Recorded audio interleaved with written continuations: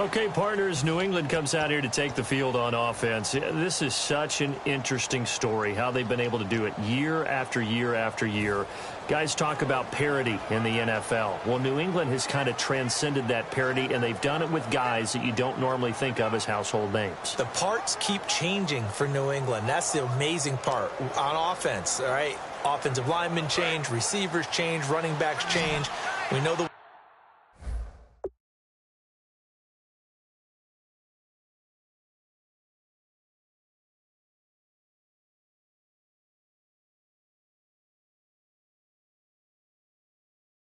constant is Tom Brady.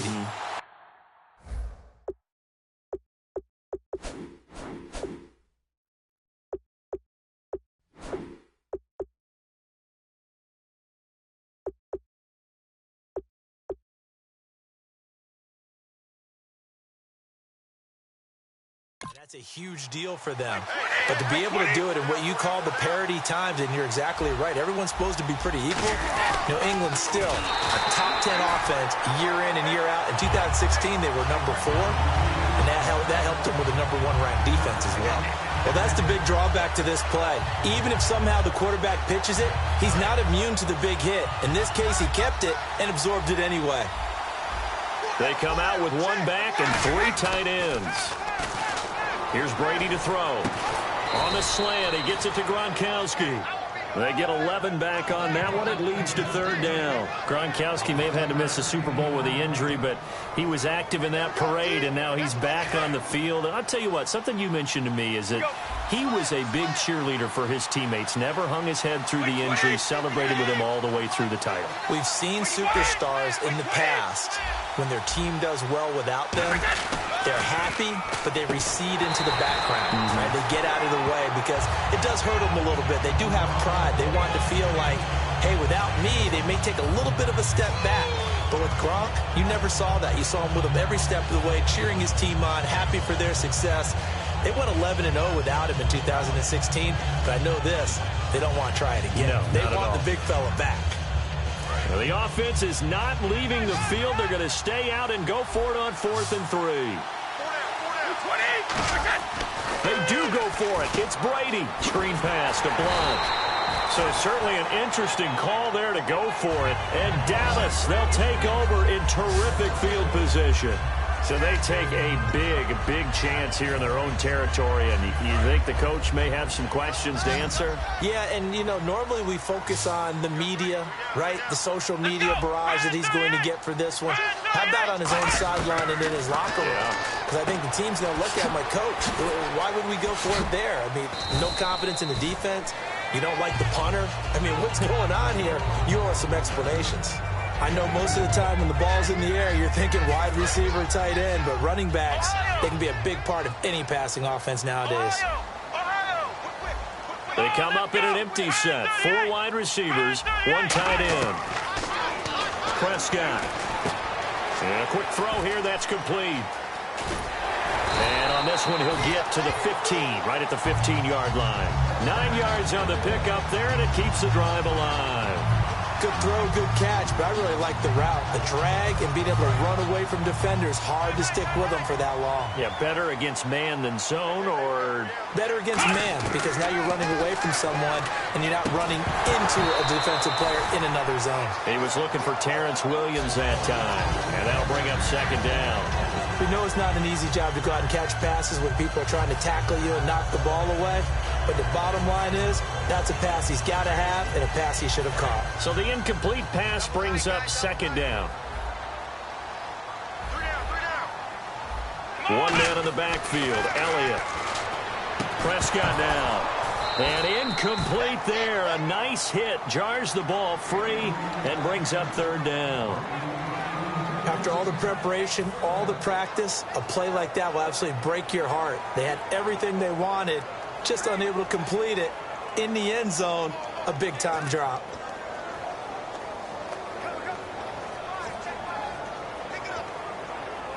So a 2nd down incompletion now brings up 3rd down. Come on, let's go. Brian 38. Brian 38. On 3rd down, it's Prescott. Oh, he almost had the rare interception. interception. The big fella couldn't hang on, though. Incomplete. The Cowboys will turn it over now to Dan Bailey. Now whistles come in. We're going to get a timeout here by the offense. They'll have 2 remaining as we step aside here in this second quarter.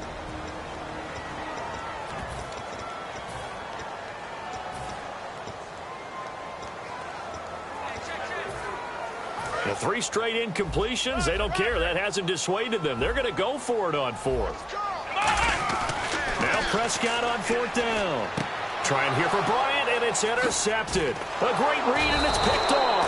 And he'll go down inside the 15 at his own 13-yard line.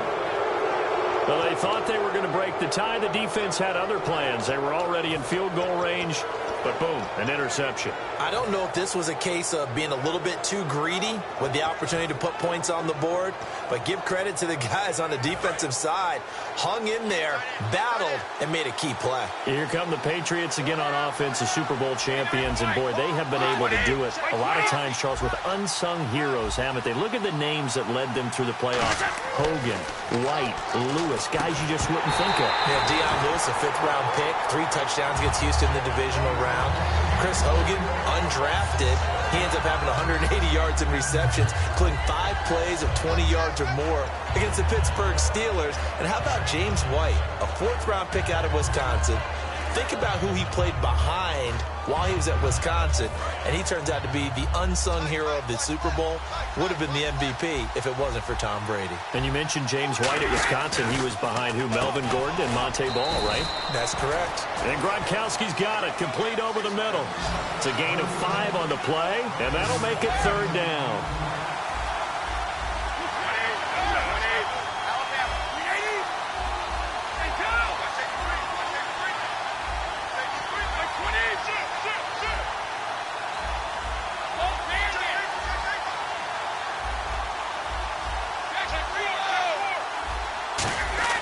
Now Brady looking for Gronkowski, and he's got him complete. And he's able to get the first before he's taken down at the 36. 2 minutes to play in a tightly contested first half. We're back to Arlington right after this timeout. We remind you that coming up in 2 minutes' time, we'll hand you off to Orlando, where Larry Ridley will have highlights and analysis of this first half of action. Trying to squeeze it into Edelman, and it's intercepted. Picked off by the linebacker, Sean Lee. And they'll set up shop in enemy territory at the 45-yard line. This is such a good read defensively. They know that this offense is going to try to get the ball to their playmaker in space. So what do? They crowd him and send bodies at him. And this one winds up being intercepted. Trying to shake off the interception from the last drive. He'll look to throw.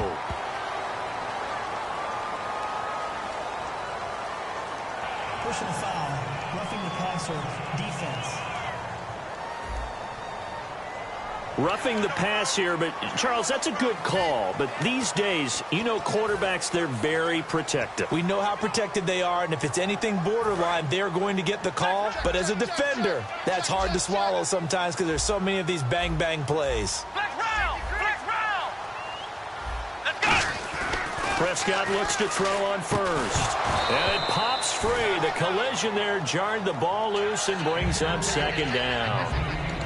And he's certainly not a guy that drops that football very often. Indeed, because that's a bit of a surprise. I know he's in the middle of some traffic and people, bodies all around him, but he usually has the focus to haul that one in. Here we go! Brad 38! Throwing again, Prescott on 2nd and 10. A battle for it, and it's intercepted.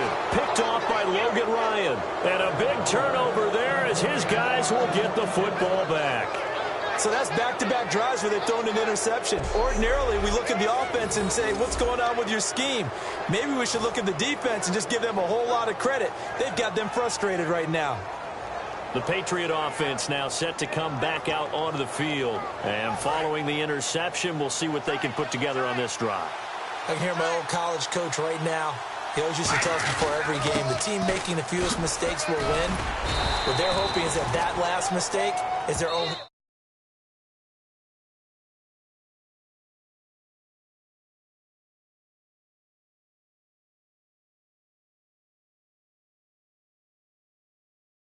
Thing here, we're going to get a timeout by the offense.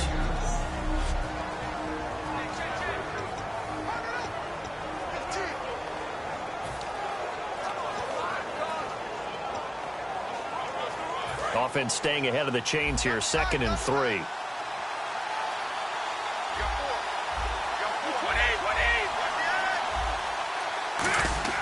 Brady to throw on 2nd down. On the slant, he gets it to Gronkowski. And they'll bring him down right around the 13. The gain of 4 that time as the drive continues. Ah, yes, Brady to Gronk. You think these two are in sync? Without a doubt. And look, they both understand what they can do for each other. Gronk knows if he gets open, the ball's going to be there. And Tom Brady knows what a great security blanket Gronk is. When all else fails, you find big 87. They give him a gain of 38. They come out with 1 back and 3 tight ends. And again, he'll find Gronkowski complete. Past the 20. A big play there on the catch and run. 34 yards. Blunt, the lone running back. They go play action here on 1st down. This is caught. Gronkowski. And he's going to get into the end zone. So cue up the Gronk spike. It's a Patriot touchdown. Rob Gronkowski, a 14-yard touchdown. And the Patriots have taken the lead. And that touchdown gives them a touchdown lead before they attempt the extra point. What a great way to end the half. Yeah, great job to put themselves in front. And now, see on the sideline, special teams defense scrambling, saying we want to preserve this for the final moments of this 2nd quarter. So that drive spanned 5 plays. And it ends with a New England touchdown.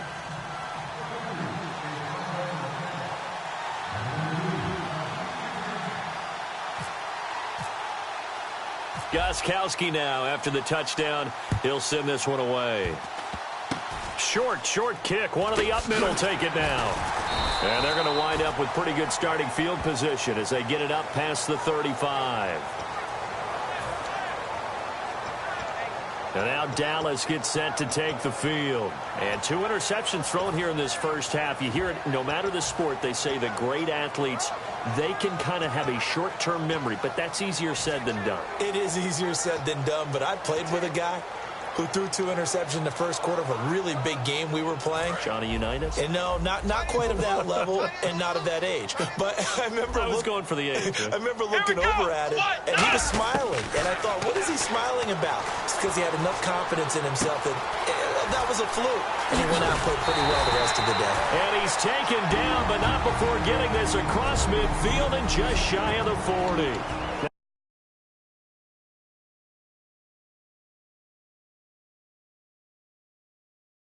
Whistles come in. We're going to get a timeout here by the offense. So that means they're down to 1 remaining here as we head toward halftime. 1st down and 10 now for the offensive group. And no press coverage here. They are backing off in the secondary. On 1st and 10, Prescott. Out left side here to Bryant. They get 25 yards out of that one. And that leads to a Dallas 1st down. A glance back at 2016 for Dez Bryant. 50 receptions, under 800 yards, had 8 touchdowns. What do you make of the season that Dez had? Well, remember, it started with Dez injured, so it took a little while for him to get started. I'm going to make a bold prediction for you. Would not shock me at all if he doubled his catch number next year and darn near doubled his receiving yardage total. Because if he's healthy all year long, they're going to want to take some pressure off of the run game themselves, and Dak Prescott in his 2nd season should be that much more confident throwing it downfield. Holding offense. So holding by the offense, and maybe now got to shift up what you want to do on the playbook. Yeah, definitely. Change what you're doing in the playbook, but boy, the advantage shifts to the guys on defense, doesn't it? Longer yardage situations, they often become bolder.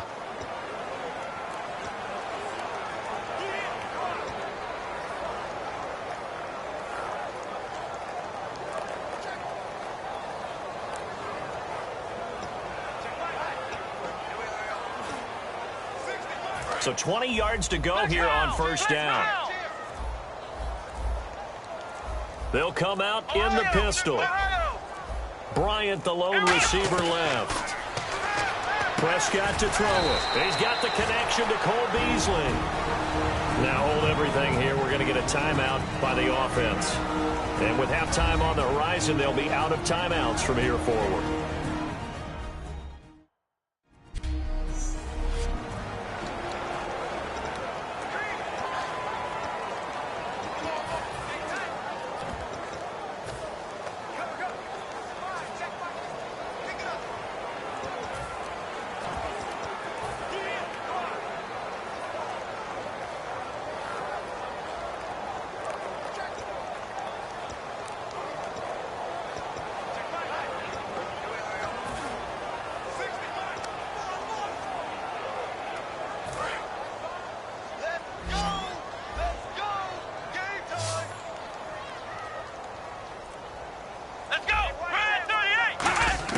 They'll throw again. Prescott. And for the third time here in this half, it's intercepted. Picked off by... And his guys have got it back at the closing stages of the first half. And that's now the second time he's picked off a pass here in the first half alone. Again, another great read defensively. And you just see him get in the right position to make the play and get his guys the football back. Blunt, the lone running back. And he'll get it up the middle. And he'll find a little space. He gets us up near the 10. Now whistles come in. We're going to get a timeout here by the offense. So as they take it over, we step aside.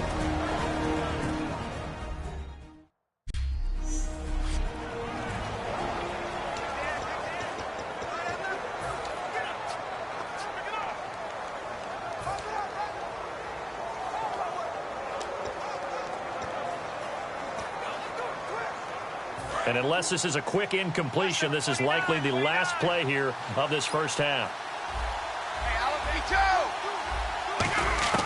The final shot before half for Brady. And now he'll turn, and off his back foot, he'll heave this deep. So at halftime, it's the Patriots with the advantage. As we send you on over to Orlando, where we'll check in with Larry Ridley. He's got our EA Sports Halftime Report. Larry? Thanks, Brandon. Thanks, Charles. And welcome to our EA Halftime Report. I'm Larry Ridley. The Cowboys have struggled with turnovers. Well, my apologies, Larry. I wanted to hear the report. Somebody's in a hurry, so we're going to get them right to quarter number 3.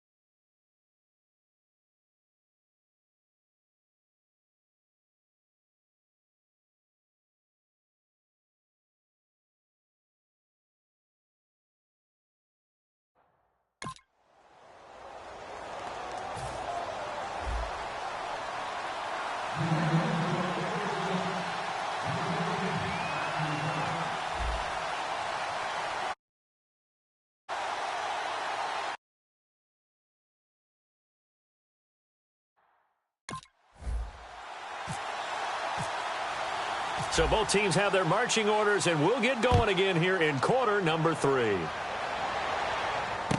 And a short kick, taking it about the 16. And they're going to start this drive in pretty good shape as they get it up past the 30.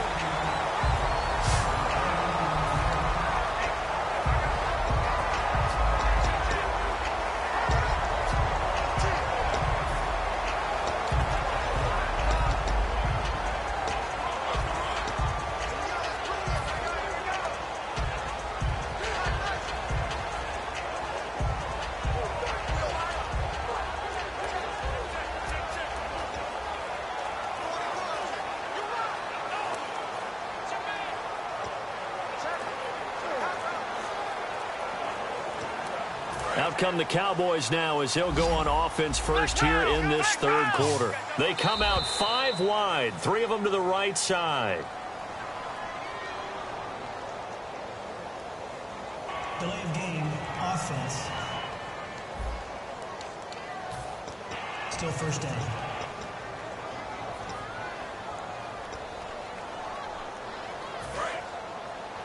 Defense really showing respect to the deep ball here, playing off the receivers. Out of the gun, here's Prescott. He's going to rifle one deep. Oh, this is taken in. It's complete. A very nice pickup of 33 yards. Well, even after all those interceptions, he's not deterred, still confident to go deep at work there. I think all the old rules about playing that position still apply. If things go wrong, you still act like you're the best player out on the field. You still carry that supreme arrogance with you and continue to fire the ball. I've seen guys have games like this, and this is where you find out if you're great or not. Can you overcome some interceptions and still lead your team to victory? Prescott looks to throw on first. Incomplete. It's a tried and true formula, and I don't think it'll change for as long as we play football. If someone's trying to throw the ball and you can put pressure on them and make it tough, that's only going to help your defense. Yeah, he's since being hurried. He got rid of it before taking the hit, but incomplete. Here we go. We got 3. What? Flex round. Flex round. Flex round. Flex round. Flex round. Come on, let's go. Throwing again. Prescott on 2nd and 10. And his pass is intercepted for the 4th time today. Picked off by Dante Hightower. First possession of the third quarter, an interception, so maybe a second-half tone setter. Indeed, and not the tone they wanted to set. Now hold everything here. We're going to get a timeout by the offense. It's just their first, so 2 remaining as they burn one here in this third quarter.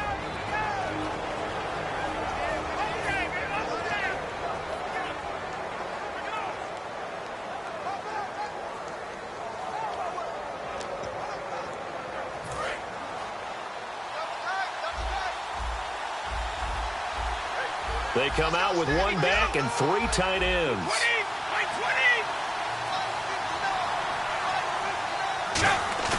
So after the INT, it's Brady. Slant route caught by Edelman. It'll go as a gain of 10 there. And it'll be first down, New England. And when you're playing a quarterback with some experience and some moxie, you enter the danger zone when you decide to blitz him, because if he's able to diagnose as he did on that play, he can hurt you downfield. He reads defenses so well, doesn't he? He really does, and the best part about that play for him, I don't think that was his primary target. I don't think so either. I think he had the read, figured out where the blitz was coming from, and went to a secondary target for a really nice game. On first down, Brady. On the slant, he gets it to Gronkowski. A gain of 6 there on first. I know exactly what's going to be said about that play from the defensive perspective. What's that? That's why I tell all you guys we need more than 1 tackler to the ball. He broke the first tackle. Luckily enough, there were more people there to get him down.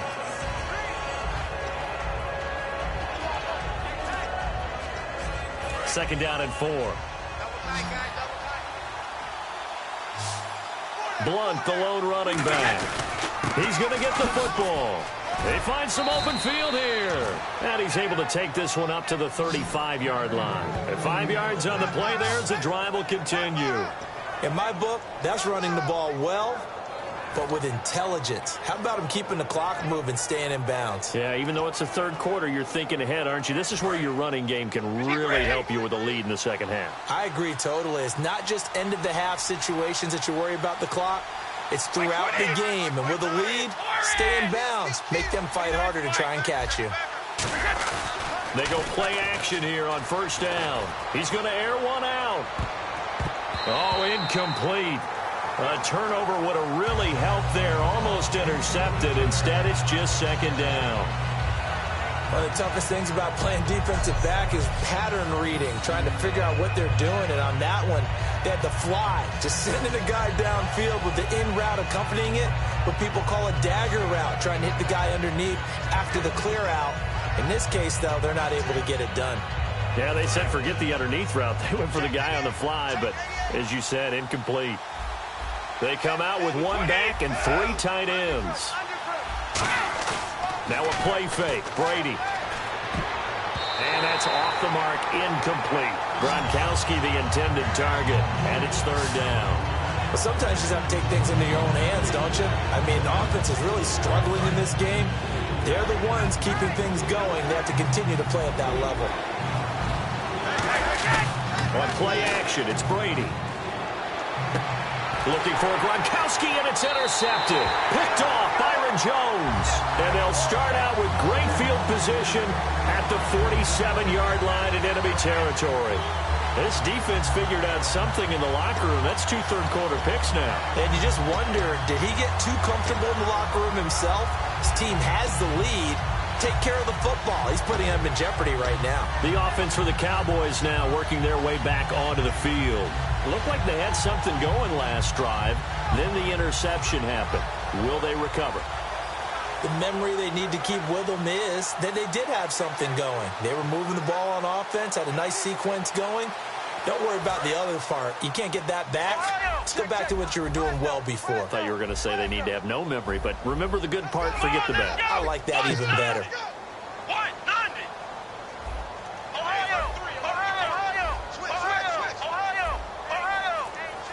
The play clock's running down. Play clock down to 2, and we get a signal and a timeout. It's just their first, so 2 remaining as they burn one here in this third quarter.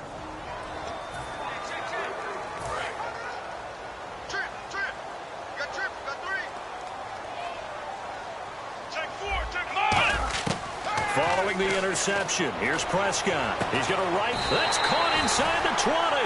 He got 29 yards that time.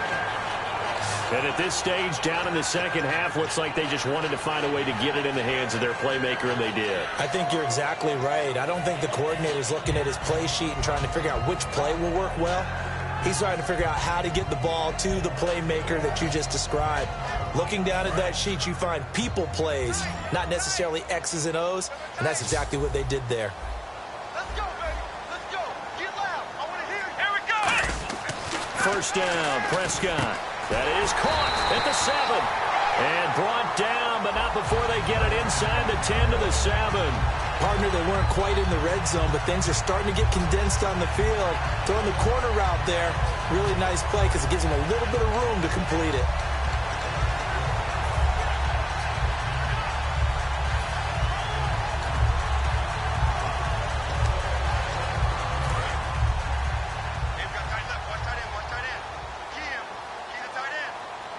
Here comes the D swarming to the line. Out of the gun. Here's Prescott.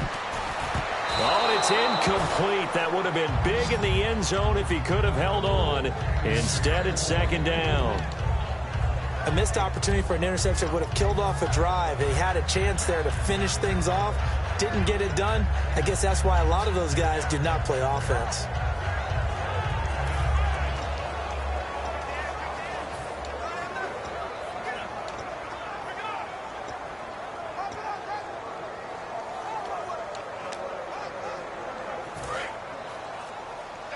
And the D-line pinching together must be expecting the run. One man on the backfield, Elliott. To throw is Prescott. This will be caught at about the 5. 6 yards is the pickup, and that'll lead to a third down. Obviously, this has not been a banner game throwing the football. So what you got to do, you got to kind of down focus, don't you think? Find the tight end, take some easier completions. Yeah, interception last drive. There he hits the reliable target.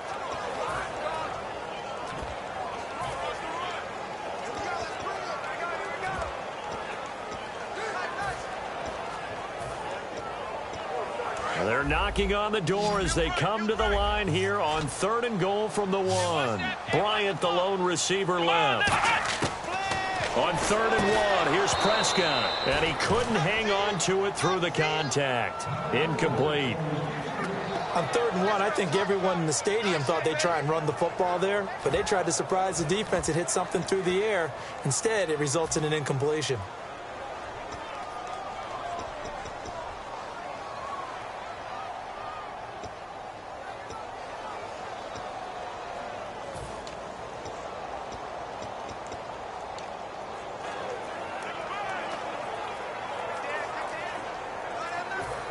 The offense is staying out there. Here we go on 4th and goal from the 1. Come on, let's go. Play clock down to 0, and that's going to be a delay. Delay of game, offense.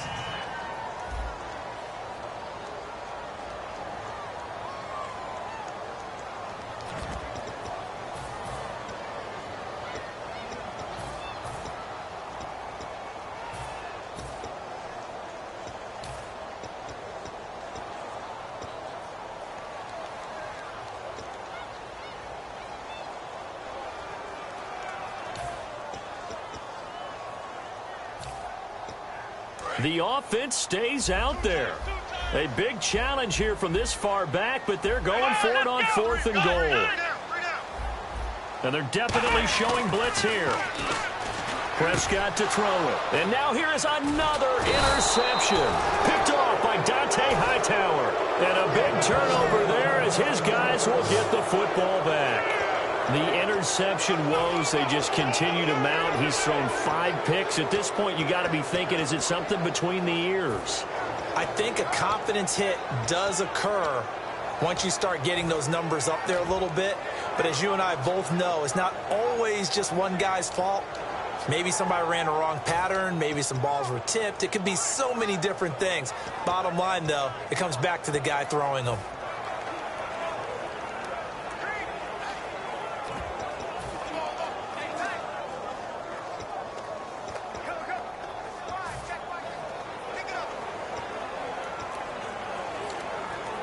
Very tough spot here for the offense to start.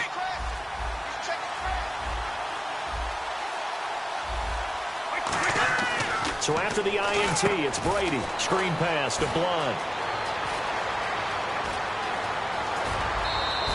A big play there for the Patriots. 37 yards. A well-executed screen pass means the offensive line has bluffed the defenders. They make them think that they can just get through and get to the quarterback. Instead, they're setting them up. Little screen pass, lofted over them, and now they're in front, and they get downfield for big yardage when they do it right.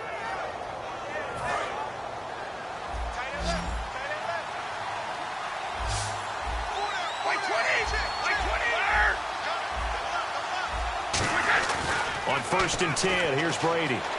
He's got and no escaping this time as he'll go down. They got him for a sack. Demarcus Lawrence in there to drop him, and it'll be a loss of about 8. Well, they were coming out of the 4-3 defensively. Pressure coming off that right side from the DN. And that's the blind side of most quarterbacks. If you're right-handed, that's the side you don't see quite as well. And that's why you rely on your left tackle, maybe your highest-paid offensive lineman, to take care of you. In this situation, that didn't happen. Play action. Now it's Brady. And pressure coming, and they got him once again. Demarcus Lawrence in there to get him his 2nd sack now of the afternoon. Okay, let's go back a little bit and see if my schooling comes to the front. What's that old saying? Those who forget the lessons of history are doomed to repeat them. That's the same guy who's gotten back-to-back sacks. I think a double team may be in order.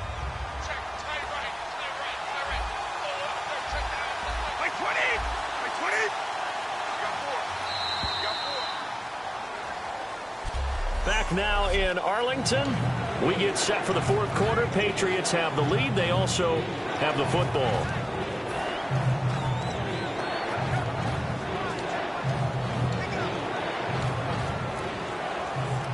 And the defense will try and pin their ears back and get pressure again here after the sack. It's 3rd down.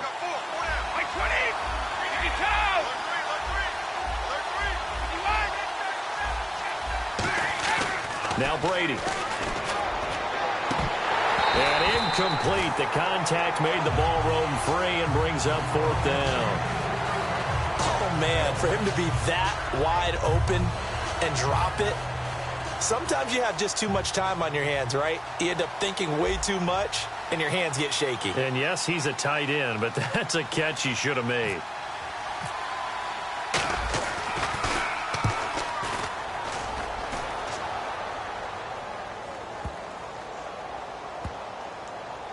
And a nice job here to down this one right on the 5-yard line.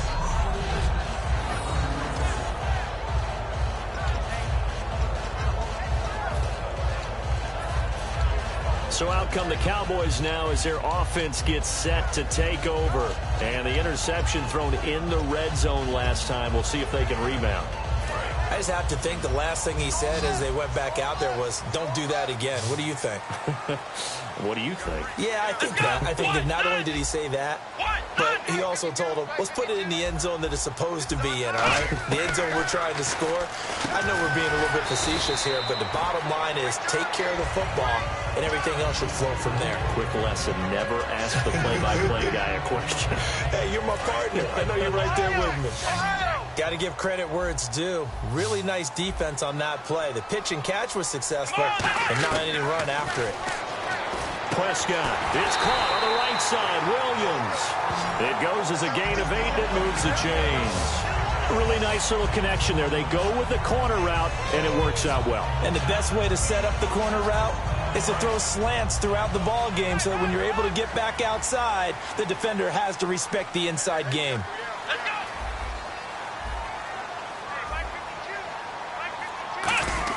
On 1st and 10, Prescott. Throw right side, complete to Williams. And he's going to get this one across the 30-yard line. It's a gain of 14 there. And it'll be 1st down, Cowboys.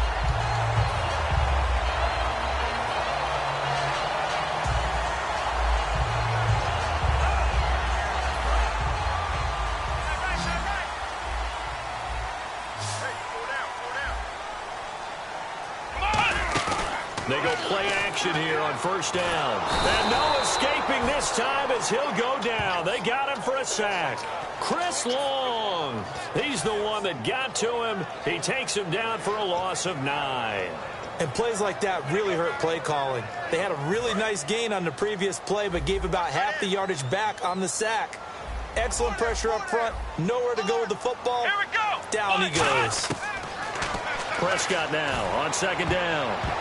And he can't hang on. He had a good shot there for his 3rd pick of the game. Instead, it's 3rd down. Incomplete pass on 2nd down. Let's see what the offense draws up here on 3rd. While an incomplete pass certainly doesn't look like a good play, for the guy throwing it today, as many interceptions he's thrown, he's got to feel a sigh of relief that the ball actually hit the ground and didn't go in the other direction. The man with over 1,000 catches, Jason Witten, the intended receiver. And that brings up 4th down.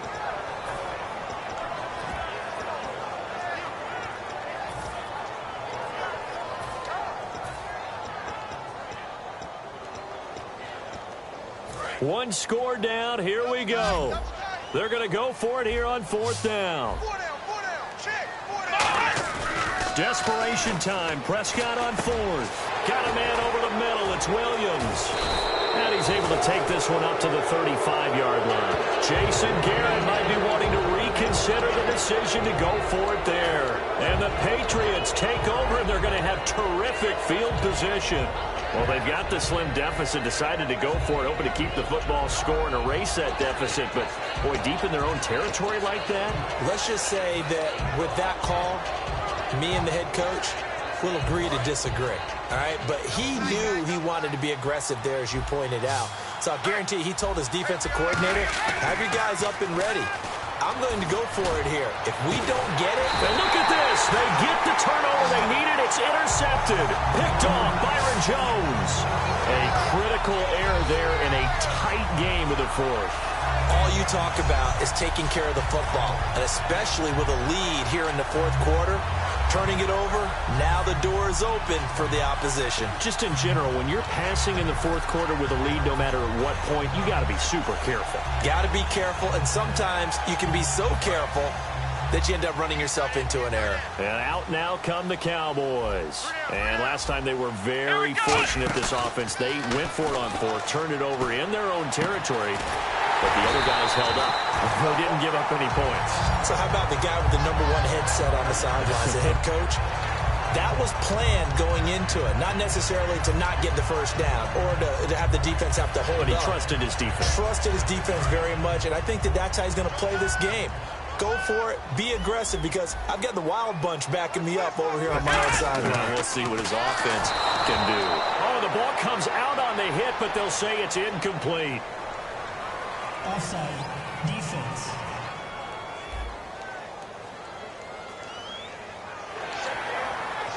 Still first down. And let's see what the defensive coordinator may have up his sleeve here to try to get this final last stand and win this football game. Here's Prescott. And this one complete to Witten over the middle. And able to get this one across the 45 before he's brought down.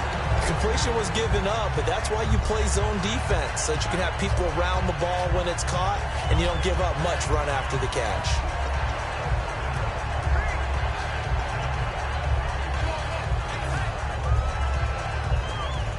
Getting late in the fourth now, Charles. 2-minute warning just around the corner. Yeah, some teams just want to get to that spot, take a breath, and then come out and attack for the rest of the game. And nearly another interception. They've been around the ball all game. Oh, man, that was close. The opportunity to change momentum, big play, right in his hands, unable to come down with it. A sigh of relief, no doubt, on offense if that fell harmlessly to the ground. Let's go. A second down throw for Prescott. And, a crusher there as it's intercepted. Picked off by Patrick Chung. And the return across midfield and to the 46-yard line.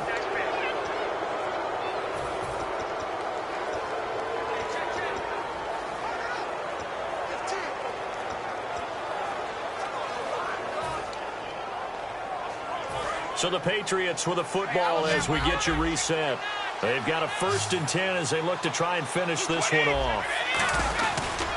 Brady gives now to Blount. A beautiful fake. 5 yards on the carry. Good pickup on 1st down. And after the play on the ground, that brings up 2nd down here. And they're going to hurry back to the line now. Brady going to throw here. Slant route caught by Edelman. And he's going to get this inside the 30. And now the Cowboys are going to call another timeout. That'll leave them with just one remaining in this 4th quarter of play.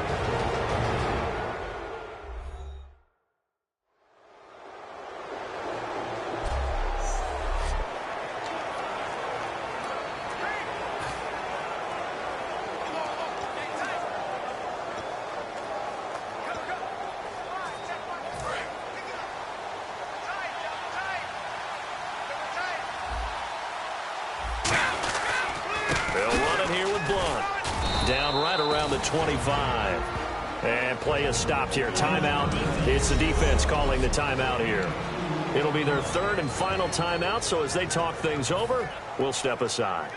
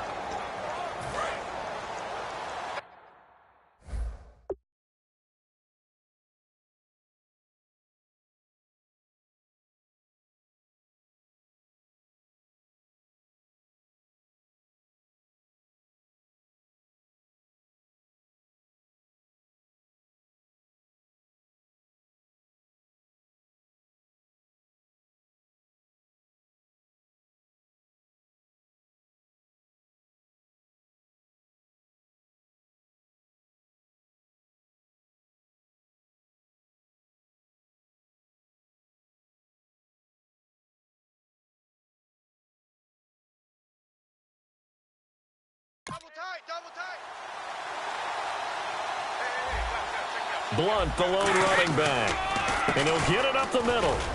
And he'll be taken down near the 20 at the 21. 4 yards on the pickup there as it'll leave him with a third and about 4 more for a first. On any running play that's called, they're always hoping that's going to break big and go the distance. But when you get a nice gain like that, you're able to do so many things anyway. You can come back and run essentially the same play again, continue to move the ball on the ground, or you can decide to throw the ball now because usually you have the defense back on its heels. Now a carry for the shifty Dion Lewis. And he'll take this inside the 20 and down to the 18. It's a pickup of 3, but it brings up what will be an interesting 4th and 1. When a good play is made on defense, oftentimes leverage is the key to everything. Defensive line not getting turned, all the other guys making... Now the holder's going to keep it. He's going to try to run for it. They're not going to get it. They try to move the chains with a surprise, but it's a turnover on downs. I remember being taught that for a reason. A lot of times they're true, right? What's that they used to tell us about letting sleeping dogs lie? But this one wasn't sleeping. Maybe it was just slumbering a little bit. But taking that gamble there, you've got the lead. You may have ignited them now if they stopped you. That's exactly right. If you take the points here, you don't shift momentum. Oh, a crusher there as it's intercepted. Picked off by Logan Ryan. And he takes this one back into the end zone. And the Patriot defense has a touchdown. Charles, we've seen them target one of their main weapons time and time again. Maybe they went to that well too many times there. Yeah, and it's so difficult to determine how many times is too many because how many times have we seen a team go and play and say, until they stop us, we'll keep going. Well, they got stopped on that one, and it cost them 6 points. It's good, and it is now 21-7. A heck of a play there defensively, getting the interception, navigating his way into the end zone for the touchdown. So they throw the pick six. They'll get another shot at it now as this one's in the air. And they will not get a chance to return this one as it's through the end zone for a touchback. And now Dallas gets set to take the field.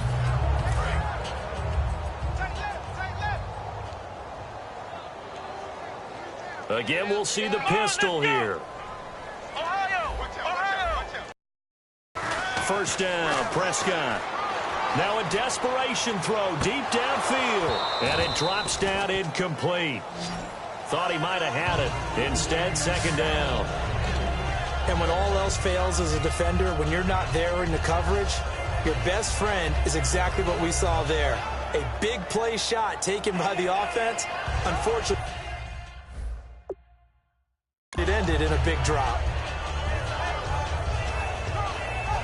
Unable to connect on the first down pass play. Now it's second down. Here we go. Throwing again. Prescott on 2nd and 10. He's going to let it fly. He's got a man complete. And he's taken down, but not before he gets this into enemy territory across the 40. They're going to hurry back to the line now. Prescott down. And this is intercepted, and that should do it. Picked off by Logan Ryan. And a big turnover there as his guys will get the football back. And give him now 4 interceptions in this game. That's only the 3rd time this has been done since the year 2000. I think that tells you how much better teams have gotten at throwing the football. Because if you go all the way back to 1960, 12 times before that, there have been guys who've gotten 4 interceptions or more in a game. I mean, most recently, since 2000, Deltha O'Neal and D'Angelo Hall. And his pass is intercepted for the 4th time today. Picked off by Brandon Carr. And the return will stop right around the 25. 2-score game here in the 4th, and that pick, it kind of keeps the door ajar, doesn't it? It does, and you wonder about their strategy because with a 2-score lead, you would think maybe you're just sitting on and trying to drain some clock. It's almost like they felt like, hey, we've got a good cushion. We can keep pressing it. It ended up costing them.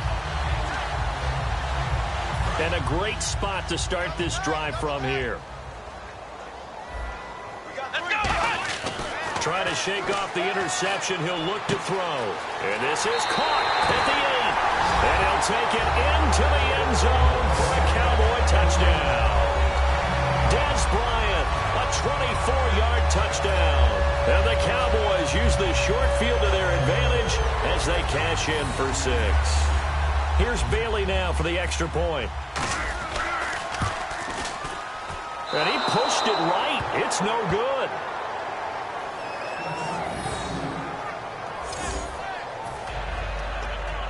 So with just a second to play, we'd have to see something crazy here for them to have a chance.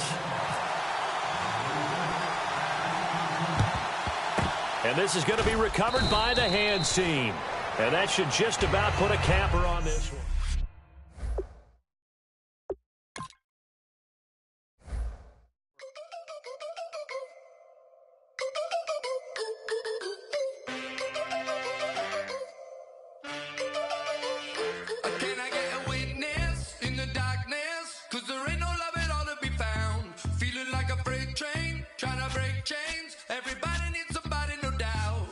Just step into your sneakers and step behind the speakers. Your heart will keep me beating and make me a believer. Don't you want me?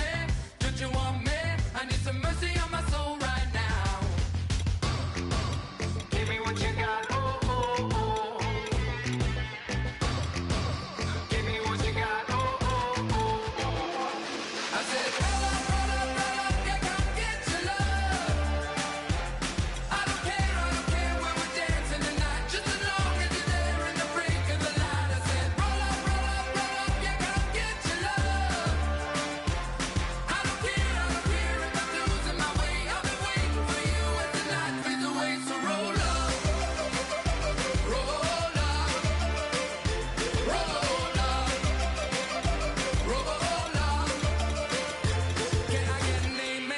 When the night ends, there's no winner when you're walking alone. Sliding down the last street as the day creeps. What you doing with nobody at home? Sugar, just step into your sneakers and step behind the speakers. Your heart will keep me beating and make me a believer. Don't you want me? Don't you want me? I need some mercy on my soul, come on. Give me what you got, oh, oh, oh. Give me what you got, oh, oh, oh. I said,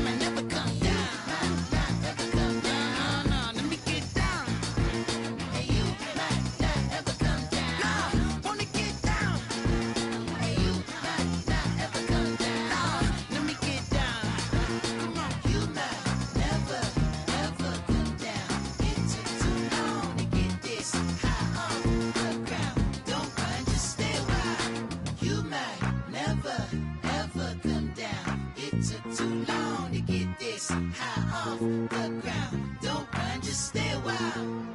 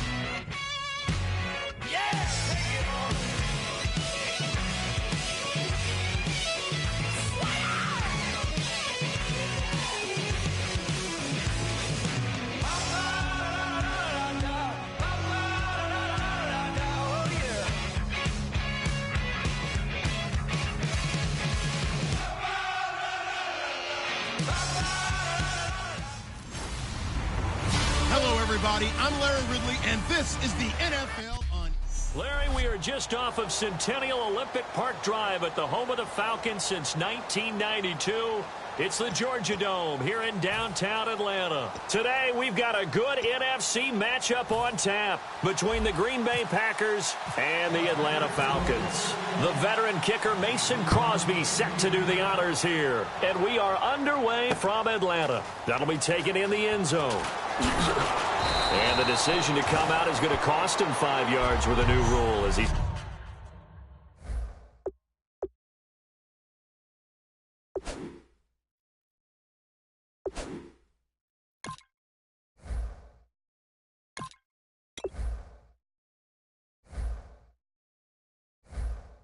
Taken down right at the...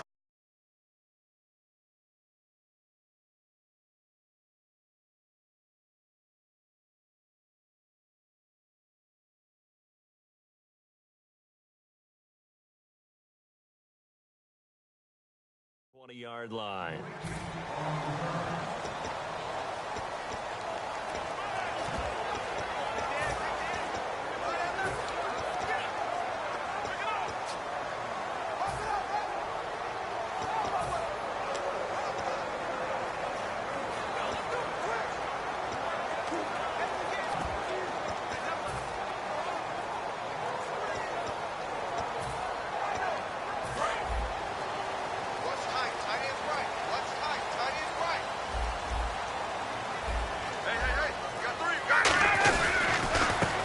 for the first time with Devontae Freeman. Just a yard on the first down carry, so it's 2nd and 9.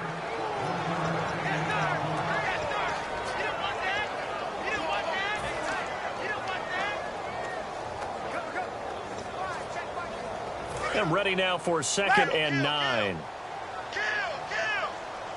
Let's go. Choke. Ready. Back 25. Like 50. Wait. On 2nd down, here's Ryan. He's going to get this one out to his fullback. And he will lose yardage on the play. Back at his own 19-yard line. He lost 2 there, and it's 3rd down. And never good on a pass completion there to go the wrong way. Lost yardage. No, for some reason it seems to work better when you throw it downfield or you can move the ball downfield running it that way, doesn't it? But in this case, if you're the defensive guys, you're energized, executed well, and you caused a lost yardage play. That's going to feel good and look great in film. Little trouble thus far on their opening drive as they come up on a 3rd and 11.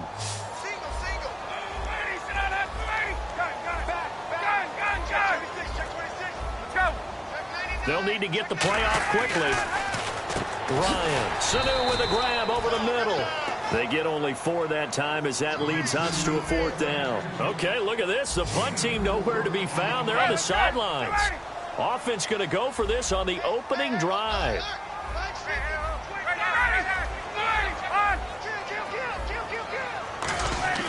Here we go on 4th down with Ryan.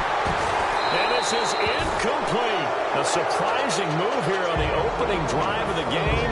And the Packers are going to get the football back in excellent field position. So, Charles, why in the world do you take that risk there? It doesn't make a whole lot of sense on the surface. I've been around enough of these coaches and enough of these meetings along the way. Sometimes they're so confident in a play call that they don't care about the situation. They think that play, at that time, they're going to run it and pick up whatever they need. So maybe that's what influenced him there. I'm guessing because I have no other explanation. Yeah, that's tough. Own side of the field, that chunk of yardage to pick up. Head scratcher. Holding offense. Yeah, that right there will set them back a bit on the offensive holding penalty. And you know who you want to pressure after a penalty like that? The guy who just committed the foul. You want to see if he's going to keep his head down or if he's going to get his head right back into the game. I'd send a blitz at him right away and see if he holds up. To throw is Rodgers. And his first pass here is going to fall incomplete.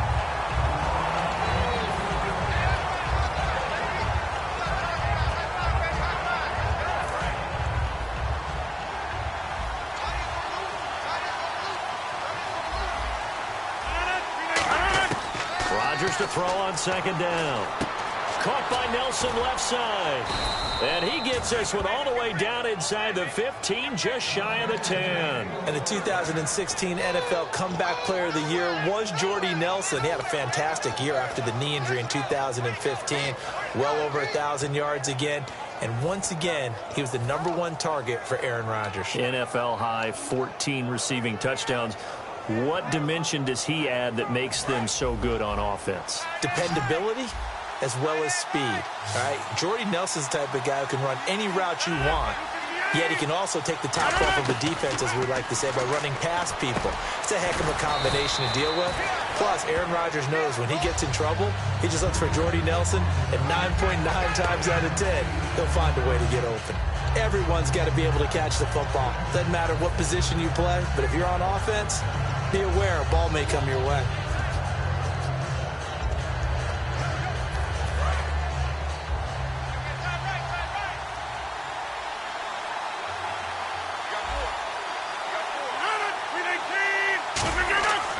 Again, they'll throw it into double coverage, and it's intercepted. A great read, and it's picked off.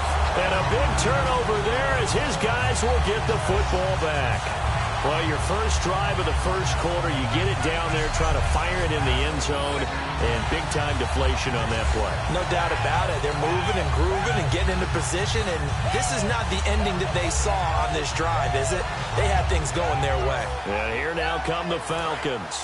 And this offense last time turned it over, went for it on fourth, didn't get it. They're lucky, though, because no points against the team on the board, but we'll see how they respond. Yeah, they got to get a lot of credit to their defensive teammates, don't they? They had their backs on that last series, and because... And that's caught inside the 30. Touchdown, Falcons. And now we've got a stoppage and a timeout here called by the defense. It's their first... first half as they look to regroup and hopefully stop the two-point conversion coming up. Now Matt Bryant on for the point after.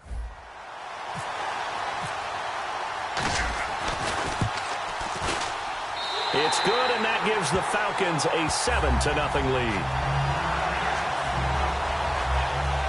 Those are the ones the offensive coordinators dream about. One-play drives from that distance. What an effort. It results in the touchdown.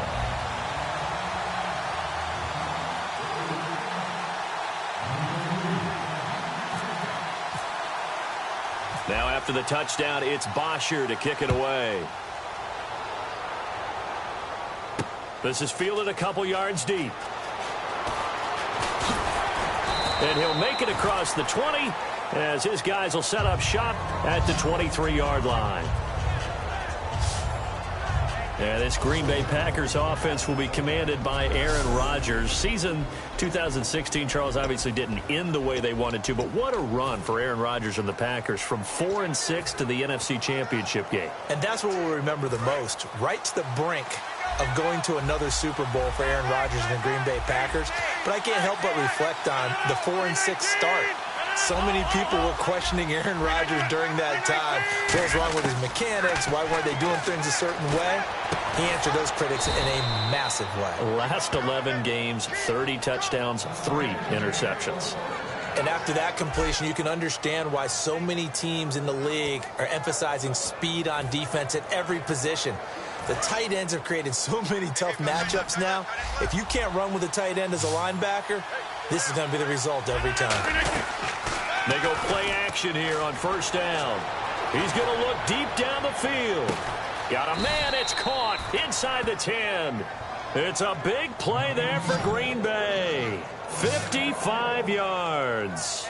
Well, last drive he threw the pick, but he's not shy. He's going downfield again there. And you can't be, because if you back off after throwing an interception, your whole game plan just goes right out the window, and it makes things easier for a defense.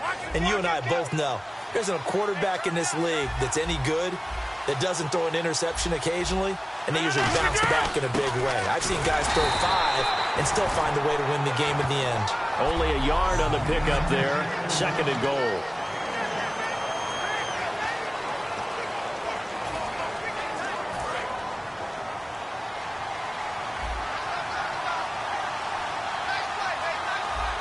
And here now it's 2nd and goal, ball on the 7-yard line. And they'll be driven back here, losing yardage to the 9. It's a loss of 2, now 3rd down. Not only was that a terrific play, but that loss of yardage they created this close to their own goal line, that gives them a little breathing room now as they move them back. And they're breathing fire a little bit right now, aren't they? A lot of confidence being shown by them at this point of the game. Now a play fake. Rodgers. That is caught at the 7-yard line. And he's going to take it in. Touchdown, Packers. Jordy Nelson from 8 yards out. And the Packers are within an extra point of tying this thing up.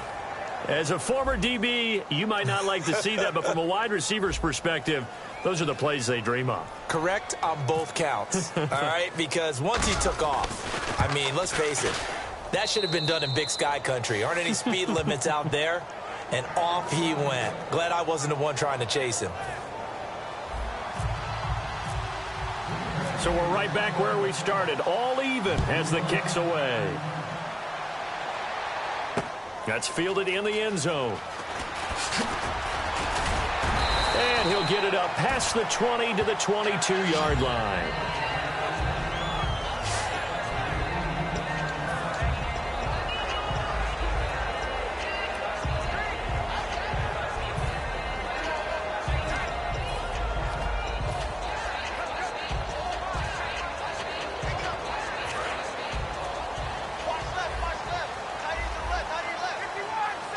They come out here in the I. Now a play fake here on first down. He's going to launch this thing way down into a double team, and it's intercepted. And it's Clinton Dix with a pick. And they will take over at the 26-yard line. Partner, when you're playing cover two, this is like a tag team for the safeties. Each of them gets a half-field responsibility. Their job, stay as deep as the deepest receiver in any zone, read the football, and go make a play. In this case, the free safety made the best play, an interception. So after the INT, it's Rodgers. Oh, a scrap for the football, and he's going to come down with it. They'll get 16 yards there. And the Packers are going to have a first down. With Charles Davis, I'm Brandon Gaudin. Second quarter about to get underway with the Packers in possession of the football. And they've got it here with a first down. 319!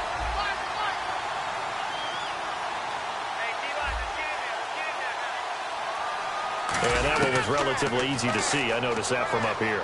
Yeah, it doesn't take a whole lot, does it? Sometimes you get multiples. What I always love on these offsides is when each side points at the other. Hey, you did it. No, you did it. They deciphered that one correctly. And with the big gain, they'll go ahead and decline the penalty.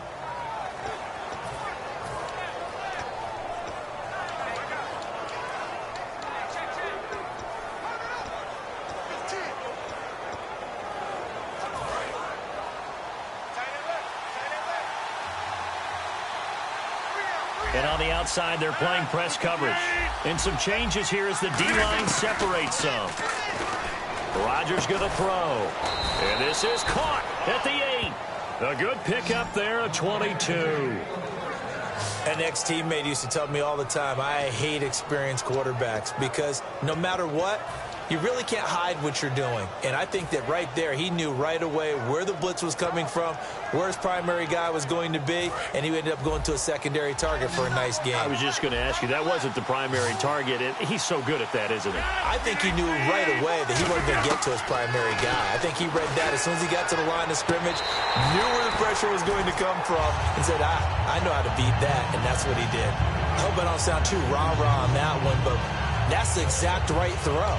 Either your receiver gets it or no one gets it. Give him a lot of credit for being really precise with it. Got rid of it. No one got it.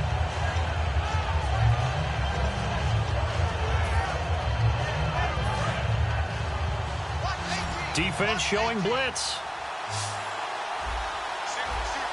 And they're going to go soft on the corners.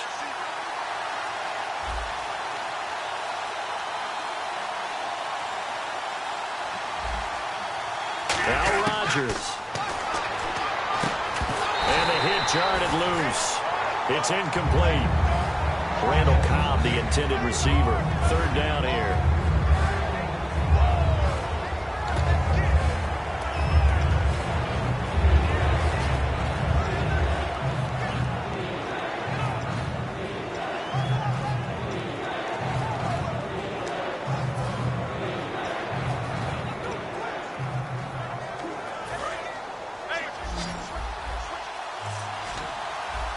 An extra defensive back on the field here for third and goal.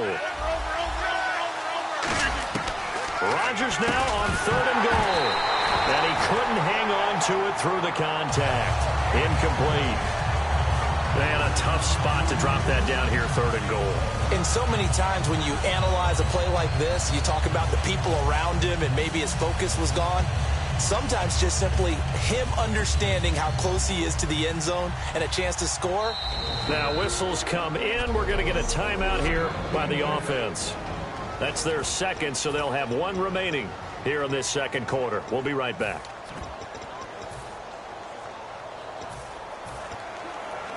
A field goal would break the tie, but look at this.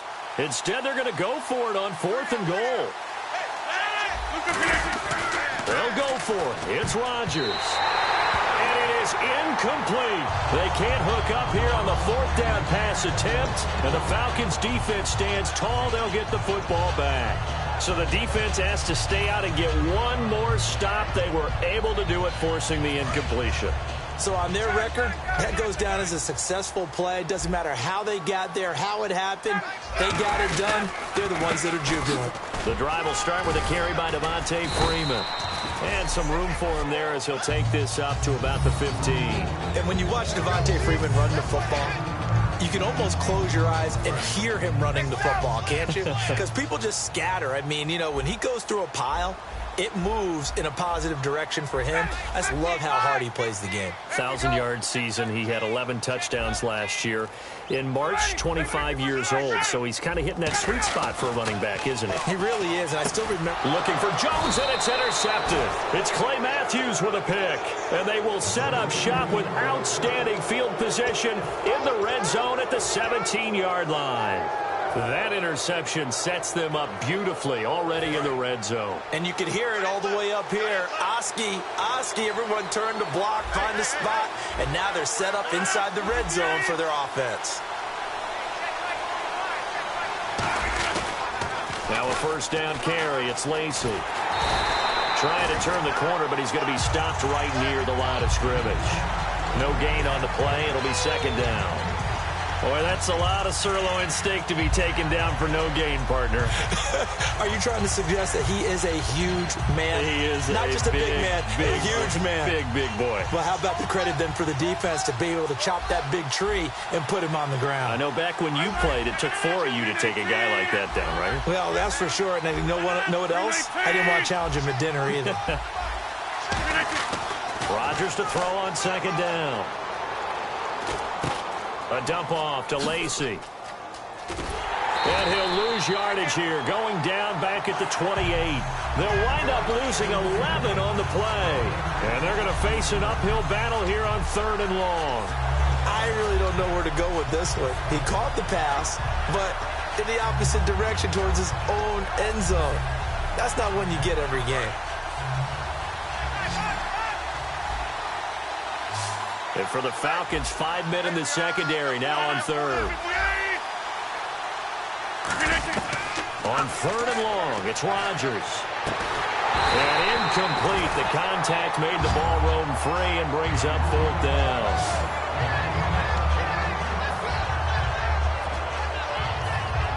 Now Mason Crosby for the Packers field goal try.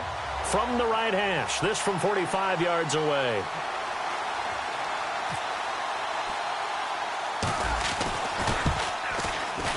And this one's not close. Not even close. Short and to the right. It's no good. And this game will remain tied here in quarter number 2. So a bit of a weird kick there. That wasn't an overly long attempt, but that never had a chance.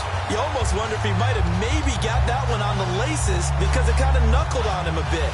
And this one winds up in empty possession. Here comes the Atlanta offense now ready to take over here. And following the interception, just any interception, are you a little bit more cautious when you start that next drive, or no, you just throw that out the window? I think you are. I don't think that there's any way you can run back out there and go, totally didn't affect me. Let's just go ahead and be loose with the football again. You're going to take care of it, but you have to be careful about being too cautious because now you can't run any offense at all. Still want to attack. We'll see how they attack them here. Second down following the incompletion. Freeman, the lone man in the backfield. Again on 2nd and 10, it's Ryan. That's going to be knocked away and incomplete. The Pro Bowl wideout Julio Jones is intended receiver. And it's 3rd down. It's always tough for the guys throwing the football when they think they've got a completion and the ball's almost there, and then someone sneaks a hand or two in and bats it away. So incomplete on 2nd down. Now they'll look to convert here on 3rd. On 3rd down, Ryan. And it's complete to Jacob Tamme. And he brings this up to the 46. Good enough for the first. The former Indiana Hoosier here, Tevin Coleman. He'll get 3 up to midfield. Tackle made by Demarius Randall.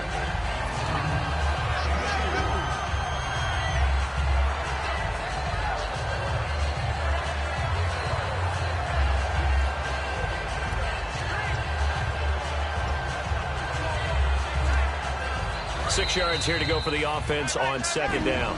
2 minutes to play in a tightly contested first half. We're back to Atlanta right after this timeout.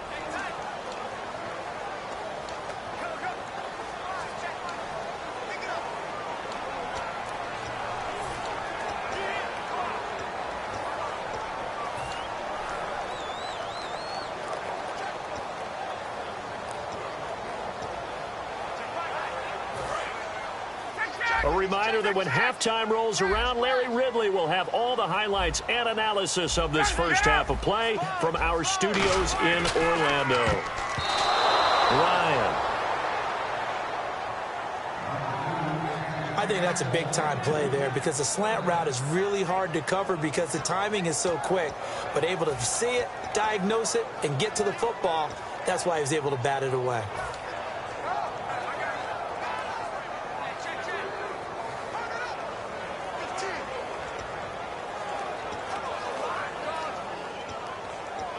And the offense looks to pick up the first here on third after that incompletion.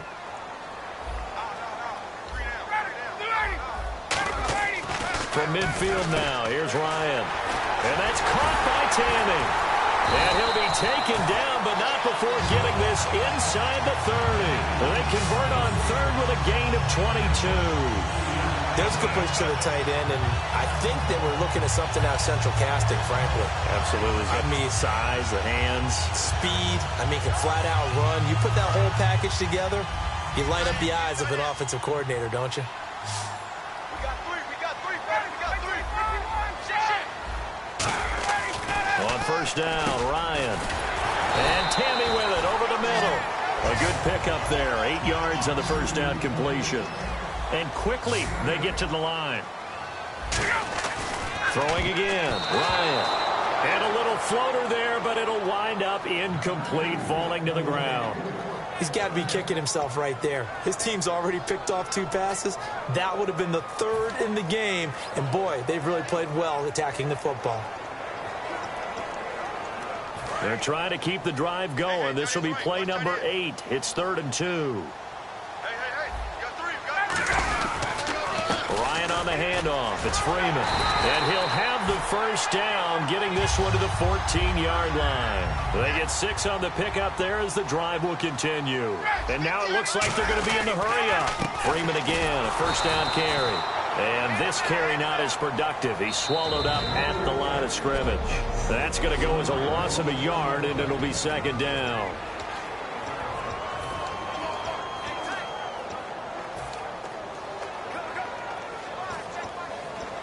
And the offense readies for play number 10 of this series. 21. Check.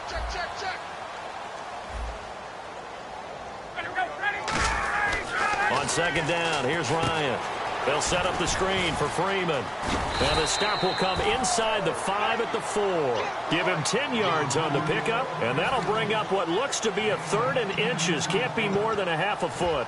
When you run a screen pass really well, you got to like the look of it because so many parts come together to make it work well. The offensive linemen, where they're faking people out, the back slipping out there, catching the football, then all of them going together as one unit downfield. A really nice pickup.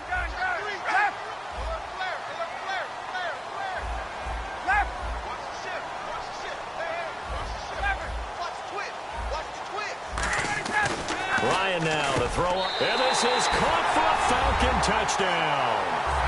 Jacob Tammy from 4 yards out. And the Falcons have taken the lead. And he's a reliable target. He's more than that, though. Hey, look, I'm not going to say he's the best tight end in the league, but he's solid. Yeah, because he's able to block, and that's almost a lost art for a number of the tight ends in the league now because the most popular guys are almost what we call move tight ends, more like receivers, but those guys who can do it all, there's still a place for them in the NFL. Now after the touchdown, it's Bosher to kick it away. This is fielded a couple yards deep. And the decision to bring it out is going to cost him about 7 yards all told as he's taken down back shy of the 20. Now Aaron Rodgers and the offense heading back onto the field. Been a decent start for him here in this first half, but bottom line, his team's losing, They got to fix something. And it starts with him. He has to keep that little quarterback strut going right now to make sure that his team sees him as confident. Continue to try and up his game, but just let him know, hey, if I'm around, if I'm the one calling signals and throwing the football, just follow me, we'll get there. Sometimes that will do more to elevate a team than anything else. See if he has that confidence. The ball popped in the air and intercepted. A great read, and it's picked off. And his guys have got it back at the closing stages of the first half. I tell you, Brandon, it seems like this guy's been all over the field so far. That's his second interception of the game. And so much of playing defense in the NFL, especially when it comes to defending the pass, is all about positioning and technique. And this is fantastic work on both fronts there.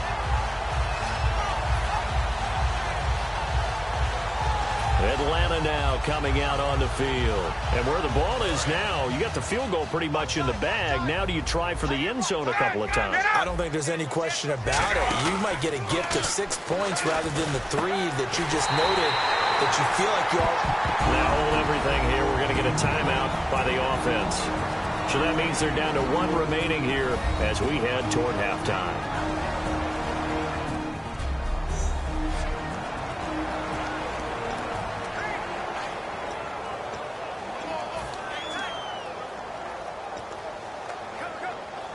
And the defense with their backs against the wall a little bit here as the offense is in the red zone. On 1st and 10, it's Ron. And for the 3rd time here in this half, it's intercepted. Picked off by Morgan Burnett. And his guys have got it back at the closing stages of the first half. Defense.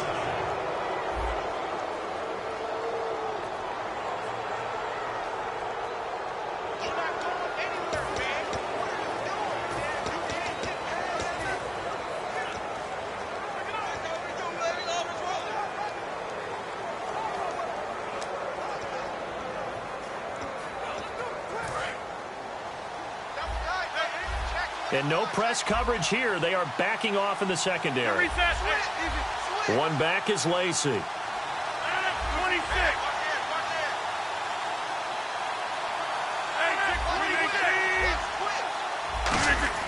Now a play fake here on 1st down. They've got his man complete. And he gets this one up just shy of the 35 to the 34. Now whistles come in. We're going to get a timeout here by the offense. And with halftime on the horizon, they'll be out of timeouts from here forward. So the offense has it 1st and 10.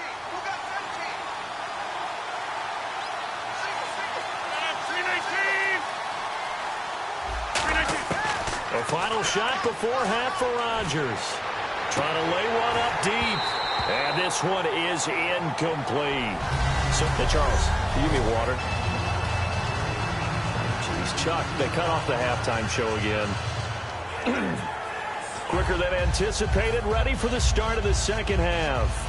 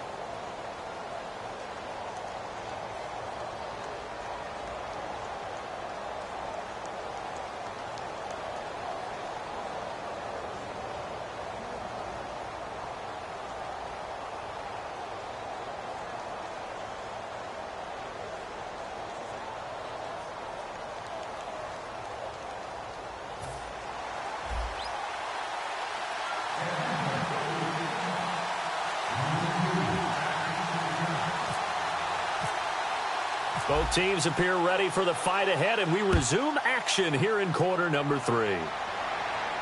That'll be taken in the end zone. And he'll get across the 20 before he's brought down at about the 23-yard line. And Green Bay getting ready to go as they take the field. They're close game, but they're going to need to do a little bit better probably here in half 2, no? I would agree with that totally. I would guess it in the locker room. They talked about cleaning up some of the errors, but overall, I think they wanted to be positive with them. Guys, we're right there. Just not playing as well as we need to. Let's pick it up, and we still have a chance to win this game. Yeah, they do. We'll see if they can pick it up. Defense really showing respect to the deep ball here, playing off the receivers. They go play action here on first down. Over the middle, that's caught by Adams. The 20, 10, touchdown, Packers. Davante Adams, 76 yards. And the Packers are within an extra point of tying this thing up. As a fan, is there anything prettier than a well-executed post route? No, it's a thing of beauty, especially when it's done like that for a touchdown. The throw, the catch, and how about the run after to get it to the end zone? Now we've got a good one brewing. We're all knotted up at 14. Those are the kind of drives they like on offense, from the coordinator to the quarterback, the line, every one-play drive, and that's fielded in the end zone. And he'll take it back to about the 19-yard line.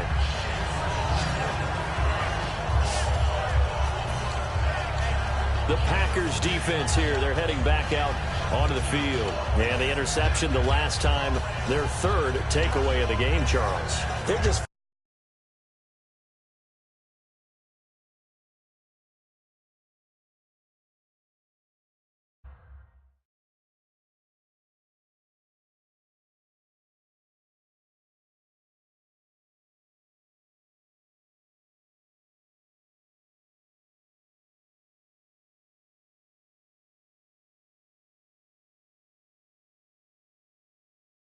blocking to the football so well. And not only are they doing that, they're making big-time plays and taking it away from them. Big hits, big plays. They're looking very good in this ball game. You said flocking, flying to the football. Coaches always use that, don't they? They really do. It's almost, it goes back to the old, when they click off the frame at the end of a play, they want to see all 11 defensive guys in that picture. They go back to the air here after the INT on the last drive. A good pickup there. 8 yards on the first down completion.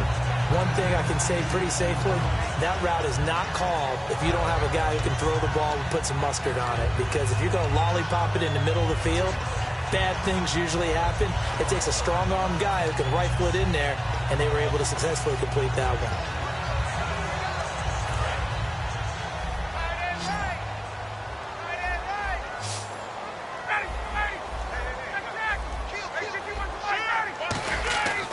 Second down, Ryan. Out to the flat. That's complete to his running back. He lost 4 there, and it's third down. Well, I know it goes against the instincts of the person catching the ball, because all you're ever taught is catch the football, don't drop it. But drop it there. Yeah, in that situation, dropping it would have been better. End up losing yardage, even though they completed the pass. As good as a sack. Yeah, how about that? Although they won't get the same credit for it, and it won't help them at contract time. And that's caught by Tammy.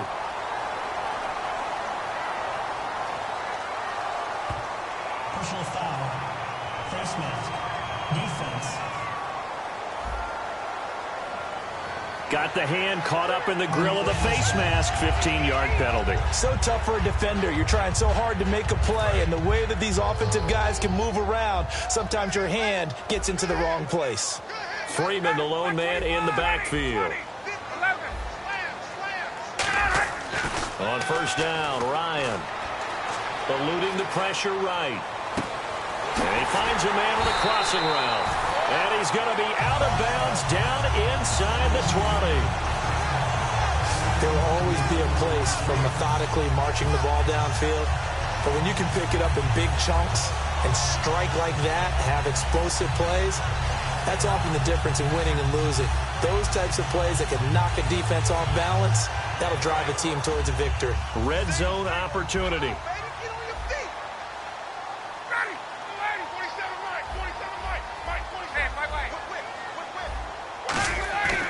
From the red zone now, here's Ryan on first down. And eventually brought down, but it's near the 5 at the 6. A solid pickup of 13 sets him up first and goal. So on that play, defense was in the zone. They ran a crossing route offensively, but the defense there, you got to be good with communication, don't you? You certainly do, and it's not something that is really evident when you watch it on the screen. But everyone's talking, communicating, pointing, and it keeps you from chasing receivers because you have a specific zone you have to cover. When a receiver's in your zone and he crosses to another one, you got to let your guy know. They got a completion there, but I like the discipline they showed to stay in their proper areas and then make the tackle. So he rolls out of the pocket left, just ends up finding a safety valve, but no gain there. No gain, but it looked like they were well coached on the play because he still went through his progressions, and the receivers know that when the quarterback exits the pocket, they have defined. Now hold everything here. We're going to get a timeout by the offense.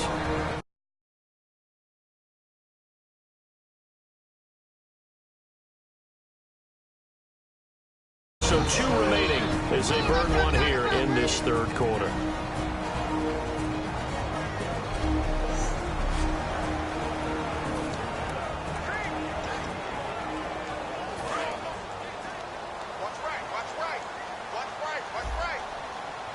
Freeman, the lone man in the backfield. Ryan will throw again. And incomplete there. A nice hit. Jars the ball free and brings up third down. Just looking at it from a defensive perspective, when you break the huddle in the red zone, tight end is one of the guys you've got to key on because quarterbacks want the ball in their hands fast in this position, and they want to get it to someone. And in this case, he had the play. They just didn't complete it.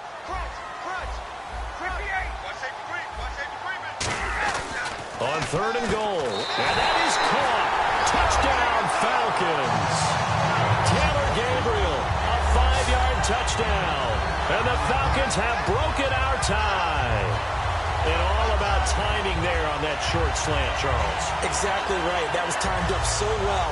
The route, the throw, touchdown.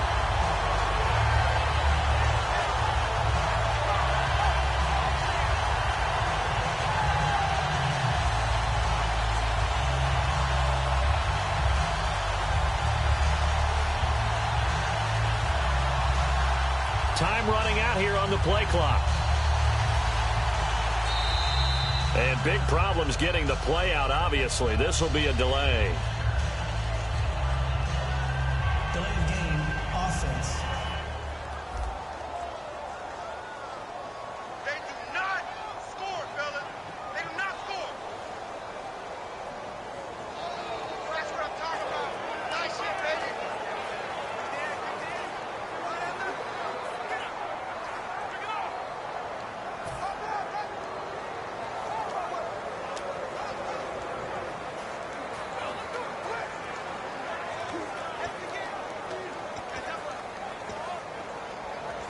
They'll try it again now after the 5-yard walk-off. It's up and good, and that'll make the score 21-14.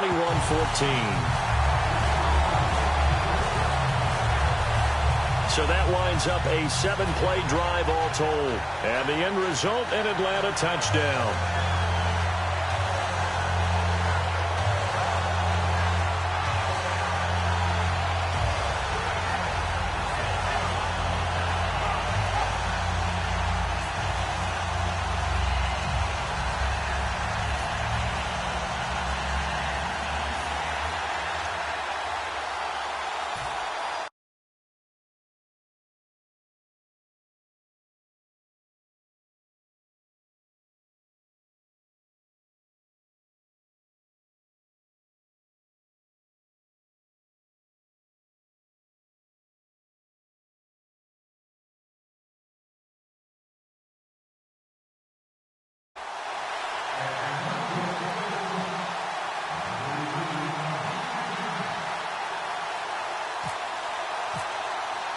Now after the touchdown, it's Bosher to kick it away. That's fielded in the end zone. And all deep in his own territory, he coughs up the football. And I think he was able to get back on it. He was. So they will get the ball after all, but that could have been a disaster. I didn't do this in college, but I did it in high school. When you return kicks and you lose it yourself,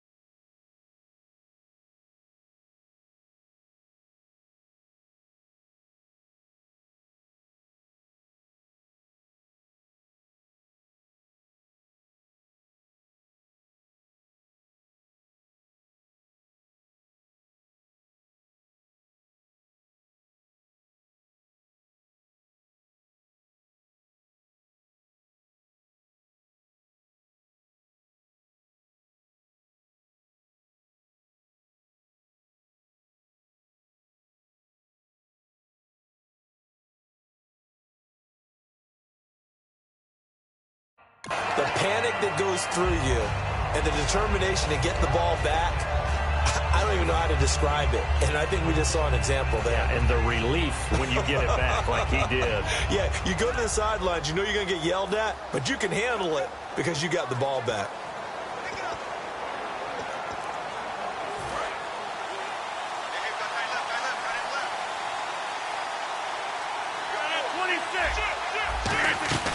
Now a play fake here on first down. He couldn't quite hold it. Got hit. Ball pops out. Incomplete. CD, wanted to get your thoughts just on the landscape of the offseason for each of these teams. Super Bowl in the rearview mirror, but so much going on.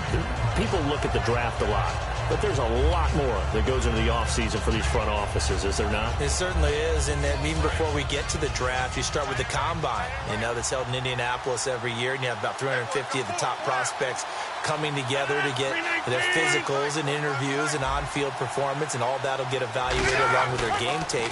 And then you've got the free agents, all right? That starts, I believe, in early March, where now the free agents can start moving around to different teams. So your team's starting to take a little bit of shape there, free agency, because then the draft's coming up. You're trying to put your team together with new draft picks, have everyone start to move in one direction, and then you have the OTAs and mini camps. You get to see them on the field for the first time.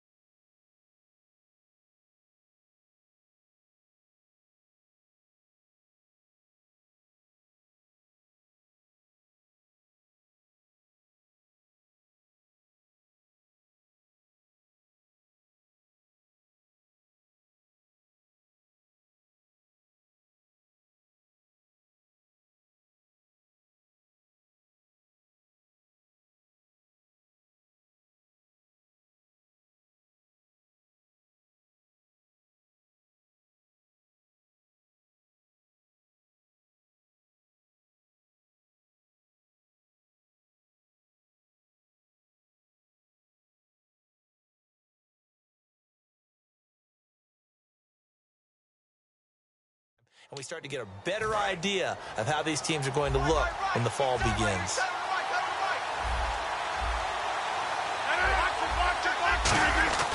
Throwing is Rodgers on pressure, gets to him, and down he goes. Back at the 4-yard line. And the defense coming through on third down, a loss of 7 to bring up fourth.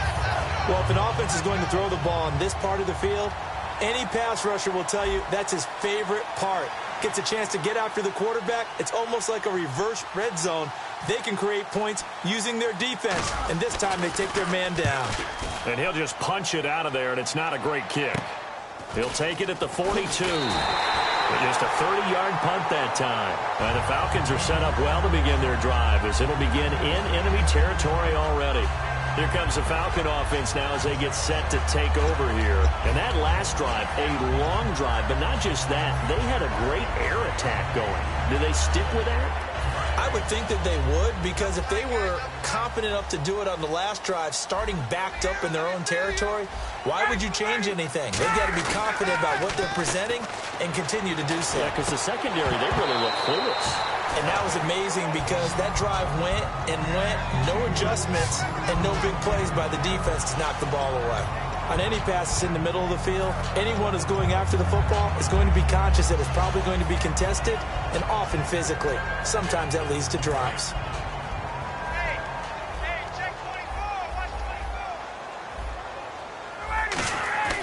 Second and 10 now. Ryan.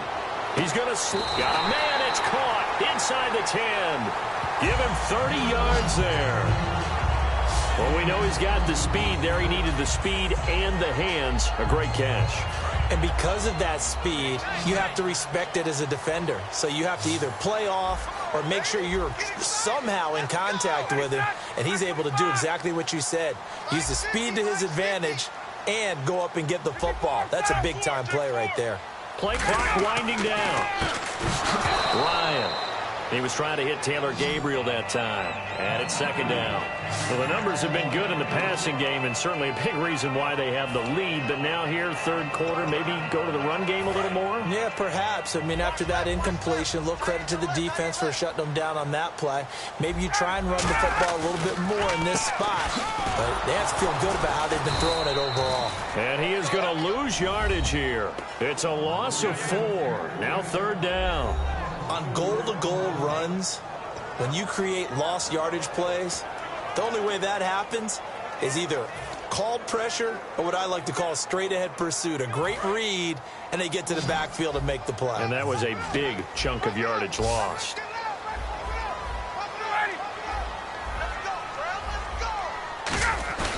They run the play fake to Coleman. Now Ryan. And Tammy with it over the middle. It'll be a gain of 8, but it'll also lead to a fourth down. A field goal would make it a 2-score game, but they're going to go aggressive. They're going to try this thing on 4th and goal. Now Ryan. And his pass is intercepted for the 4th time today. Picked off by the Michigan man, Jake Ryan.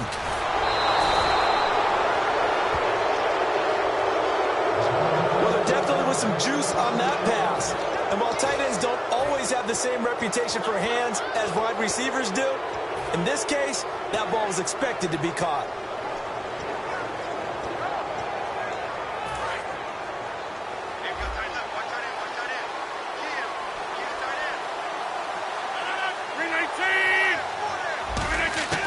So after the INT, it's Rodgers. Caught on the right side by Adams. It's a pickup of 14 there, and it'll be a Green Bay first down. Back now in Atlanta. It's the Packers who have the football, but in need of points as we begin quarter number 4.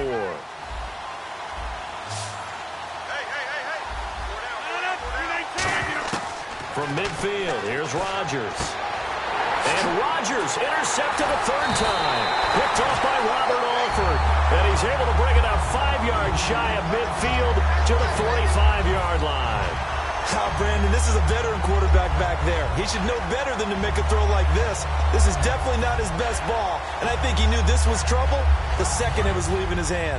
Now the Falcons offense, they get ready to head back out here. And with 3 interceptions thrown already, we'll see, do they rely more on the ground game here? They may have to change things offensively to try and settle things down. This is caught inside the 15.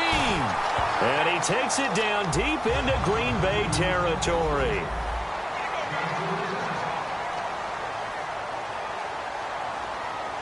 And now they're in the hurry-up.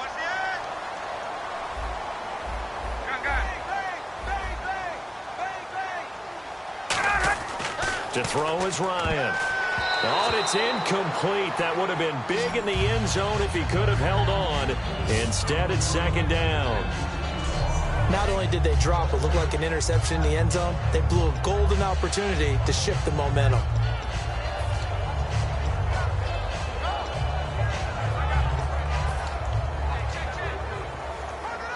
Second down here after the incomplete pass. And the back goes into motion. On second down, here's Ryan. Oh, stays up, and he can't escape the pressure. Ryan goes down. And on second and goal, they decide to throw it again, and this result is even worse. They take a sack. On first down, it was simply an incomplete pass. Not a good first 2 plays, beginning with first and goal. So from outside the red zone now after the sack, a long third and goal.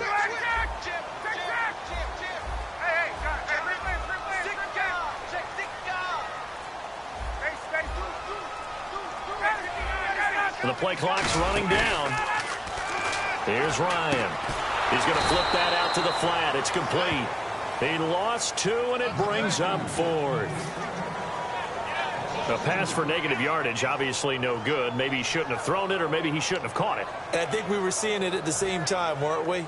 Maybe you let that one go, right? Because you can see the lost yardage about to develop.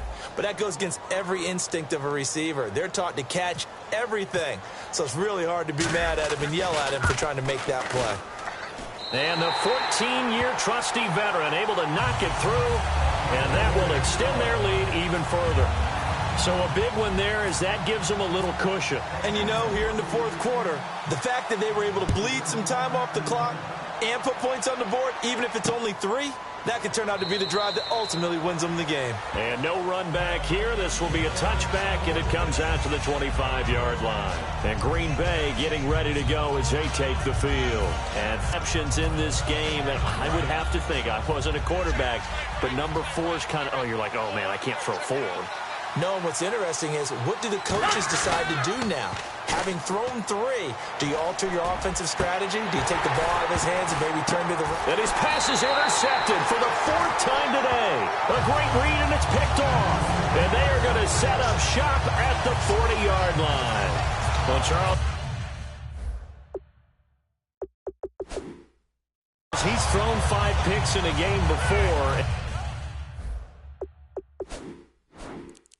And right now, after that one, he's standing on number 4.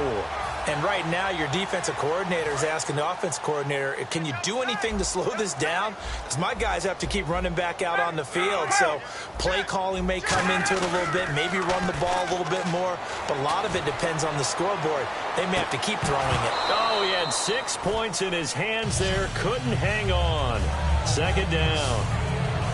I'm not quite sure how he wasn't able to hold on to that one in the end zone. A great opportunity lost, but a lot of relief for the defensive guys. When they get into film next week, they're going to want to know what happened. Where was the breakdown that almost allowed a touchdown? Second and 10. It's Ryan again. Sanu with a grab over the middle. And he'll get this one down to about the 20-yard line. Looking to speed things up here, going with some tempo. They go play action here on first down. And it pops free. The collision there jarred the ball loose and brings up second down. Slants are so tough to cover because everything happens so fast. But sometimes it happens too fast for the guy catching the ball because all of his movements have to be quick off the line of scrimmage, and then all of a sudden the ball's right on top of you. And maybe he got a little bit ahead of himself there. Yeah, a lot of times coming in with good pace, and he dropped it. He was looking for his tight end, Jacob Tamme, there. And that takes us from second to third down. Not too many things get to a quarterback of this magnitude, but I think it's safe to say that pressure can get to any quarterback. Now, he's obviously a great franchise quarterback, but felt the pressure, threw it incomplete. On third down, Ryan. The left side completion to Jones. The completion good for only 6, and that'll bring up fourth. NFL teams last year, a little under 50% on fourth down conversions. This is a bit tougher. 4th and 4. They're going on fourth down. And intercepted. Maybe the turning point they need. A great read, and it's picked off. And he is all the way up past the 25. That is the play they needed in a 2-score game here in the fourth quarter. No doubt about it. They did what they had to do to give themselves a chance to get back into the game. They turned it over to the offense. They are now in charge. Now they need to execute. And Green Bay getting ready to go as they take the field. They go back to the air here after the INT on the last drive. And he's taken down, but not before he gets this into enemy territory across the 40.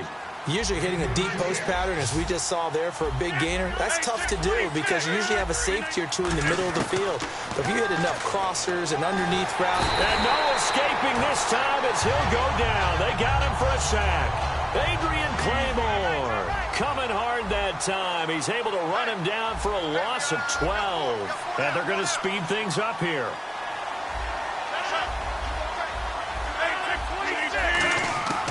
On second down, here's Rodgers. Looking deep downfield. And he's unable to grab it. Thought he might have had position, couldn't hold on. Third down. One thing I know from experience is that when the deep ball is thrown and you're the defender, you've got to fight that little bit of panic that emerges. You've got to play the ball really well. It's a 50-50 jump ball play. And guess what? They took a shot. How are you going to win it? And in this case, they managed to get it done. He's going to let it go again. Hopping over the top. Devontae Adams, the intended receiver. And fourth down coming up. On every offensive coordinator, every play caller sheet, they have about 5 or 6 plays per game that they call shot plays or big plays. And you don't get many opportunities to dial them up. And they just did. And they drop it with a great chance to make a big play. That's going to hurt.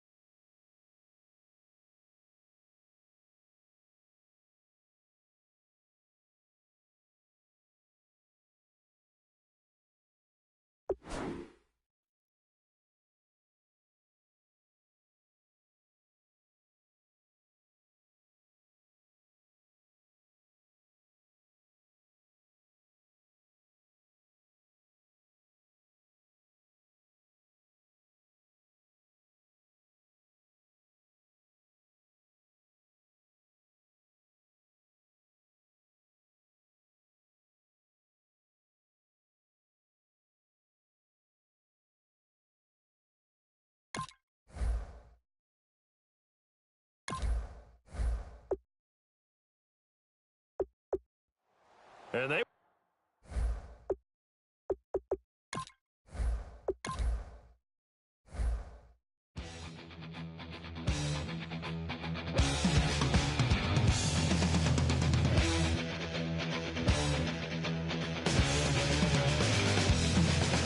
It seems the competition is riding on her tail.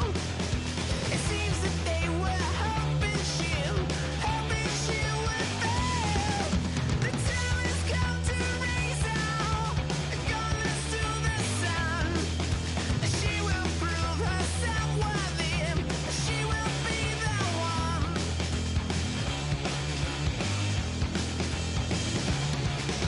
We will be victorious. Hate won't get the better of us. Some ways are mysterious, 'cause we shall be victorious.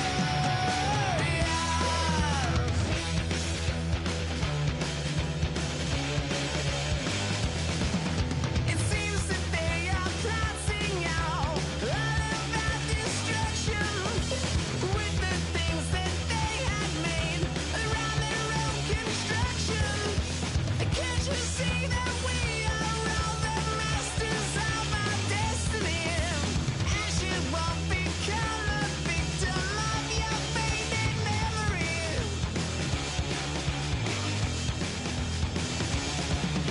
We will be victorious. Hate won't get the better of us. Some ways are mysterious, 'cause we shall be victorious.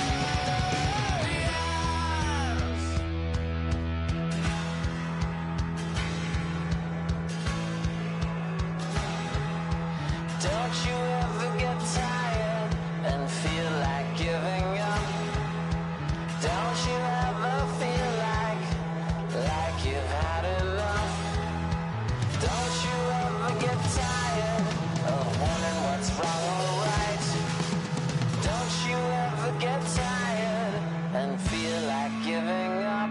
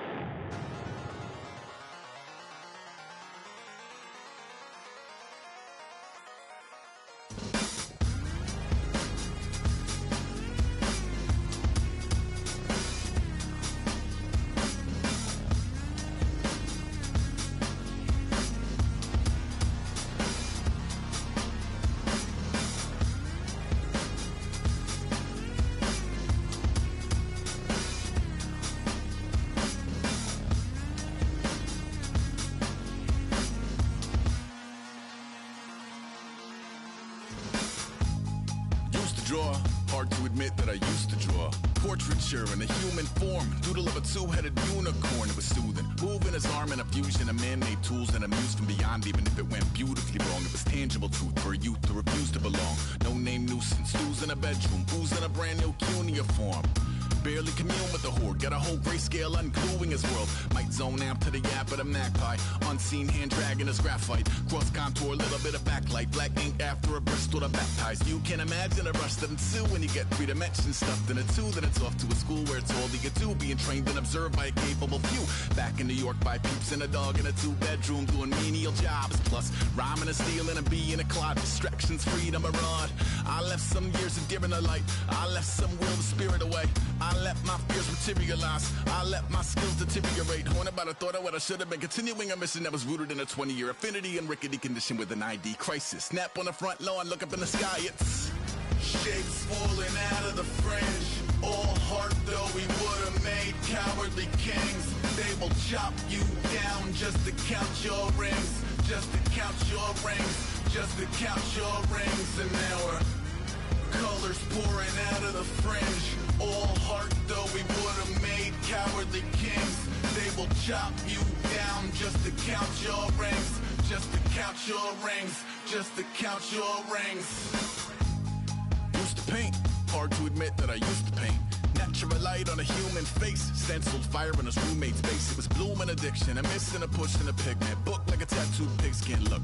Pinhead kids in a minute, drank Kool-Aid from a tube of acrylic. And I grew up in a linseed oil of linen. Joy to the poison, voice to the resin. Capture a map of a gesture. Back up, add a little accurate fat to the figure. Redo that, move that inward. Zinc white lightning shoots from his fingers. Studio strewn with illusion and tinctures. Stay tuned for the spooky adventures. You can imagine the stars that align when a forearm starts foreshortening right, or a torso hung on a warping spine in proportion. Reads as warm and alive. Routine day with a dirt cheap brush. Then a week goes by and it goes untouched. Then 2, then 3, then a month, and the rest of your life to beat yourself up. I left some seasons eager to fall. I left some work to bury alive. I let my means of being dissolved. I let my person curl up and die. Eating up his innards and unfeasible anxiety is brutally committed to relinquishing his privacy, aligning with the trials of the anti-Midas. Snap on the back lawn, look up in the sky, it's shapes falling out of the fringe. All heart though we would have made cowardly kings. They will chop you down just to count your rings, just to count your rings, just to count your rings. And now we're colors pouring out of the fringe. All heart though we would have made cowardly kings. They will chop you down just to count your rings, just to count your rings, just to count your rings.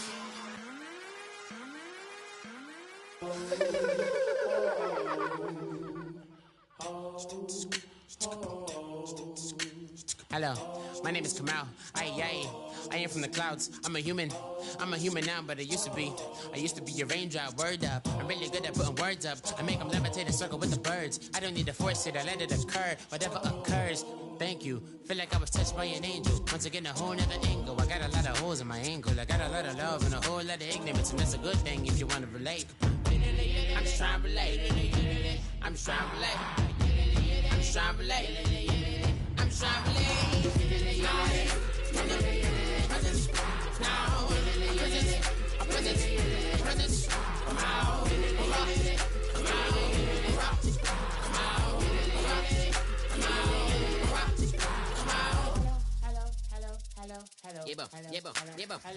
It's come out like a power within him. I get down like gravity, rackety rappers and raps rapidly follow the rabbit into the rapids of being rapping and rattling, rattle riddles and rivets into the sky. I am a rebel feeling rivety, rhythmically right and vigorous, spinning right to the rhythm, widow to side eye.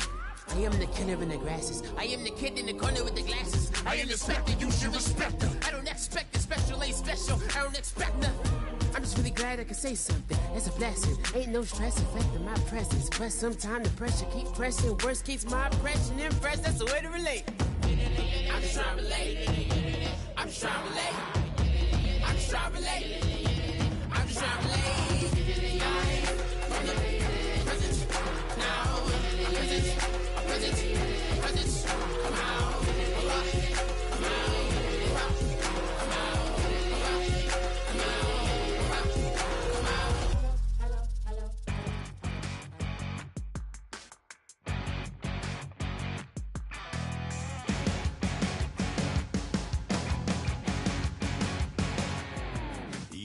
crack of dawn, Monday morning coffee, strong pouring everything you got into a paycheck Friday night.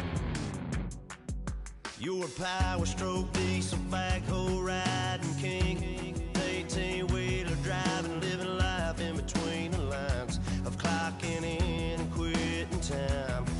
Then the six-string circus comes to town. We hang them speakers over the crowd. When the lights come on, everybody screaming, lighters in the sky, yeah, everybody singing every word to every song of the girl they're taking tonight. When the lights come on, everybody's feeling a hallelujah from the floor to the ceiling. Yeah, the drink that we're having, the smoke that we're having, the party we throw, it's going all night long. When the lights come on, when the lights come on,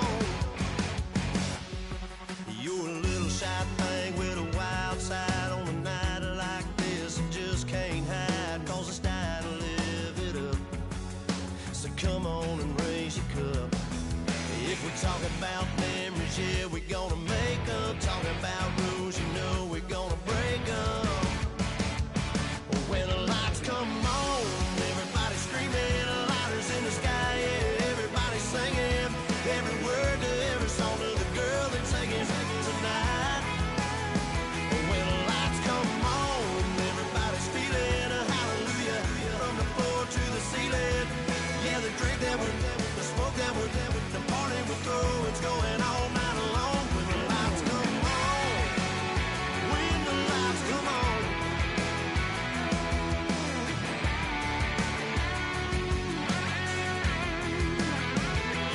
Yeah, we all the same cause we thinking the same thing. We on the same page cause we sipping the same drink.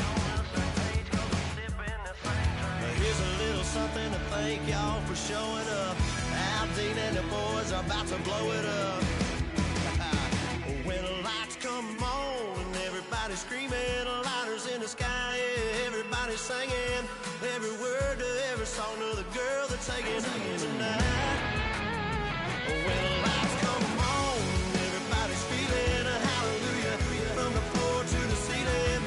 Yeah, the drink that we're having, the smoke that we're having, the party we throw, it's going all night long. When the lights come on, when the lights come on, your buzz blowing it up, it's going all night long. When the lights come on. Like a river, like a river, like a river, like a river, like a river. Shut your mouth and run me like a river. How do we fall in love? Harder than a bullet could hit ya. How do we fall apart? Faster than a hairpin trigger. Don't you say, don't you say, don't say, don't you say. One breath, it'll just break. So shut your mouth and run me like a river. Shut your mouth, baby, stand and deliver. Holy hands, pulling, make me a sinner. Like a river, like a river.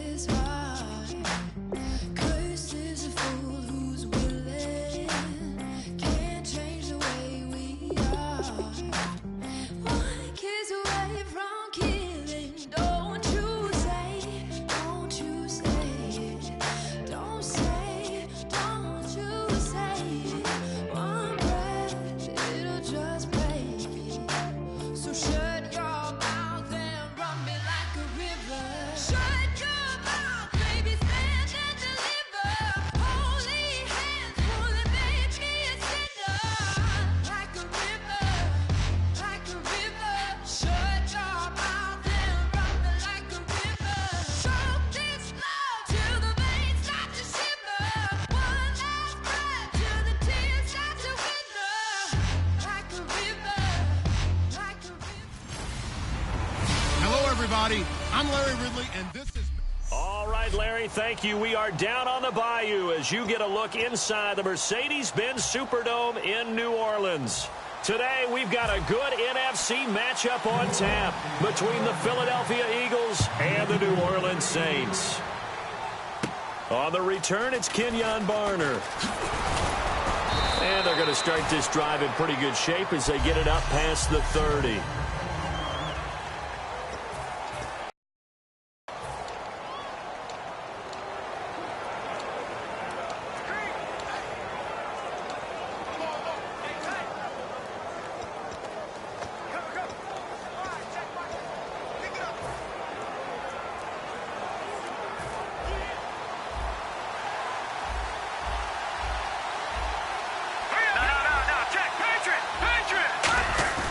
Now a play fake here on first down. Oh, he's going to take a shot right away. It's caught inside the 25. And he'll be down deep into New Orleans territory. A great job pulling that one in.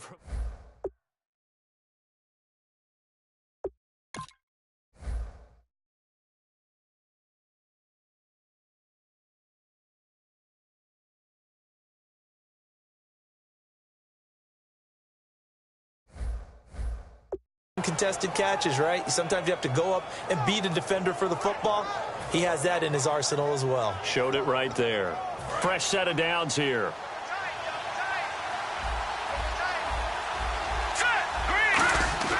Now Wentz on the bootleg. He couldn't quite hold it. Got hit. Ball pops out. Incomplete.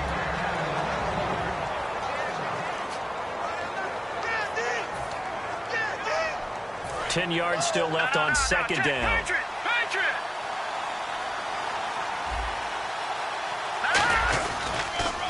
On the ground, the first carry for Ryan Matthews. It'll go as no gain on the play, and now they're looking at a 3rd and goal.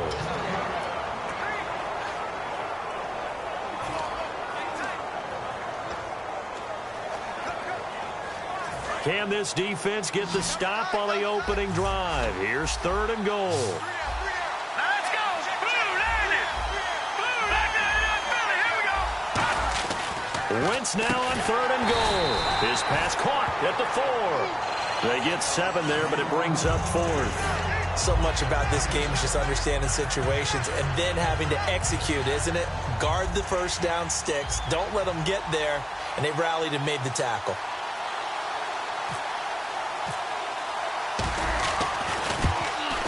And Sturgis able to knock it through. And the Eagles, they take a 3-0 lead. So it's our visitors who make the first dent in the scoreboard as they get 3 here on the initial drive of the ball game. Yeah, it's hard to say who actually won that opening drive. On the one hand, anytime you can come in as a road team and get an early lead, you're going to be thrilled. But at the same time, to have the ball as deep in enemy territory as they did and come away with only 3, that's got to be a little bit of a disappointment.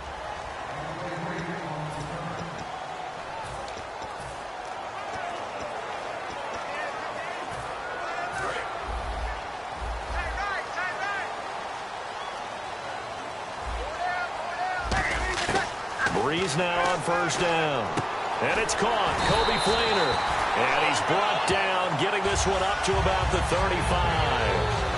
They gave up the completion there, but this is what zone defenses count on. Catching the ball and not much run after the catch.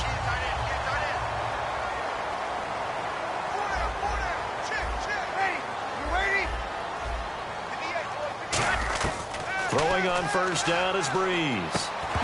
And it pops free. The collision there jarred the ball loose and brings up 2nd down.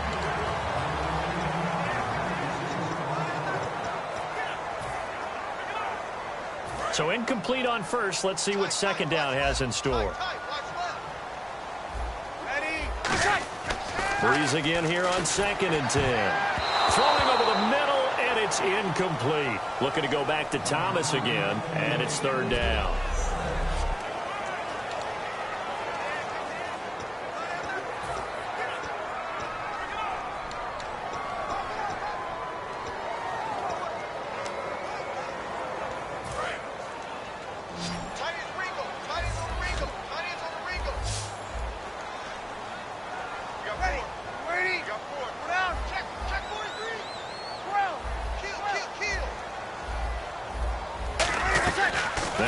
play fake.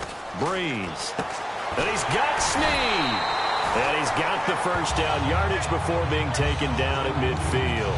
And Fitz the exact right word. Over the middle, there's almost always traffic, so anytime you're a receiver in that area, you're not just focused on catching the football. You're wondering where the collision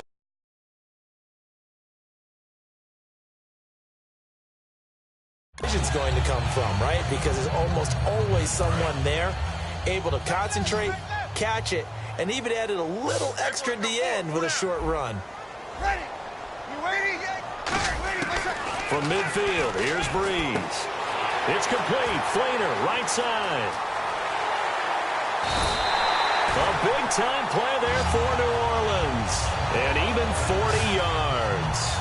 Coaches really don't care from what position they get this, but run after the catch ability, rack ability, is often the difference between winning and losing and changing field position. So after that big gain, let's see what else the offense has up its sleeve. Looking to jam the receivers at the line here. Press coverage look defensively. On 1st and 10, he rifles one that's intercepted. A great read, and it's picked off. And a big turnover there as his guys will get the football back.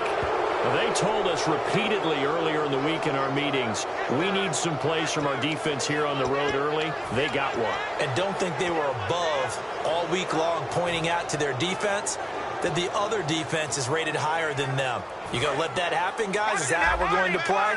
And they responded to the challenge. And now the Eagles offense back out onto the field. And they had 3 points last time, but they didn't want 3 points because they were well within range of scoring a touchdown. We'll see if they can do better now. I'm with you on that one. Let's just go ahead and be frank about the whole thing. The only one happy about the 3-point? The kicker. Exactly. He put it through the post. That's going to help him at contract time. But that offense, they're thinking, let's get in the end zone this time. I don't know if that helped him at contract time. You could have kicked that one through. I don't know about that. Toe bash. I don't know about toe bashed it. Super toe.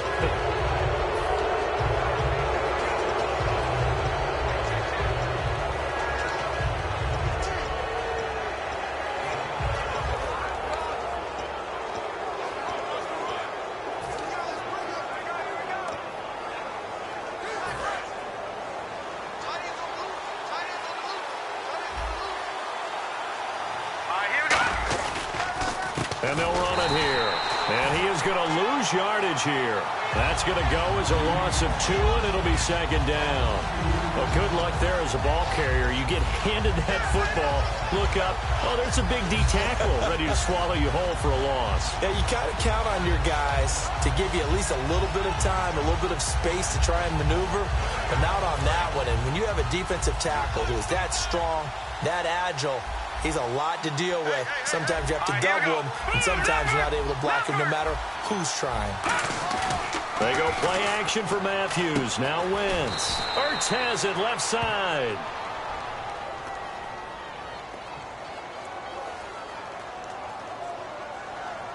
Holding offense.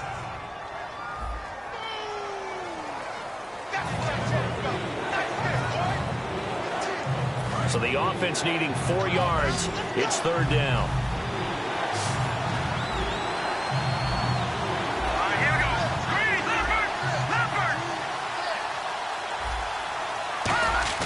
Play action to Sproles. Wentz. And he hits his man, Matthews. And they're getting out across the 45.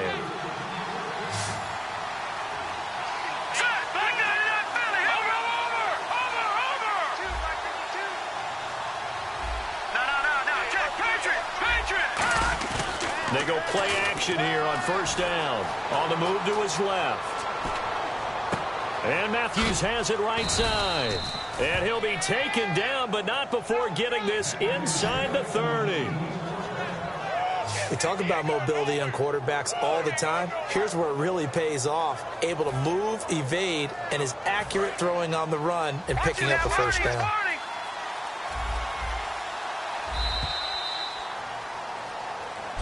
Back live with Charles Davis. I'm Brandon Gaudin. It's the Eagles with the ball here to begin quarter number 2. And they're on the move here. They've got it 1st and 10.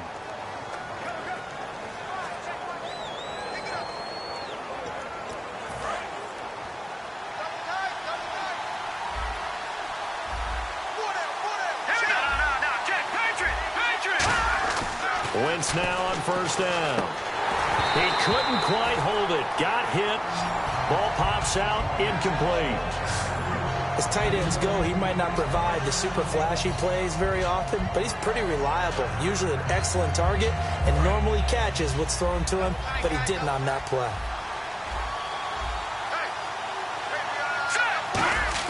Play fake to Matthews. Now it's Wentz. And Matthews over the middle with a grab. And he gets it inside the 10 to the 9. Illegal block in the back. Offense.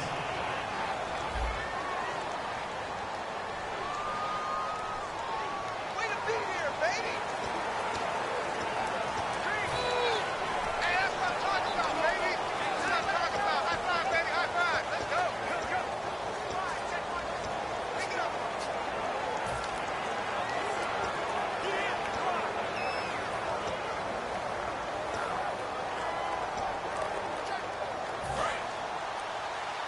Watch it now, Barney! Barney!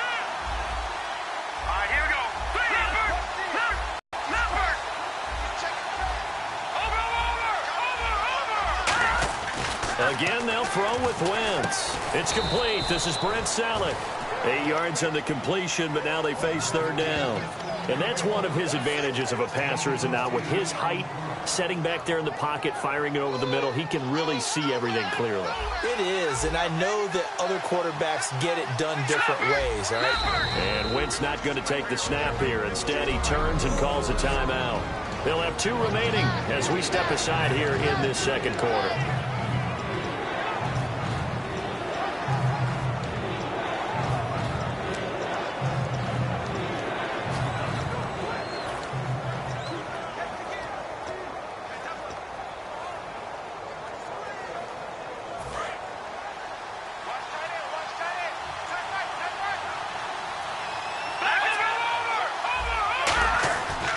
This man was a Saint for 3 years. It's Darren Sproles. And he will have the first down before he's tackled at the 12. A nice pickup there, 10 yards, and it'll move the sticks. They'll come out in the pistol. Wentz over the middle, and it's incomplete. He was looking for Dorial Green-Beckham, and that'll bring up second down.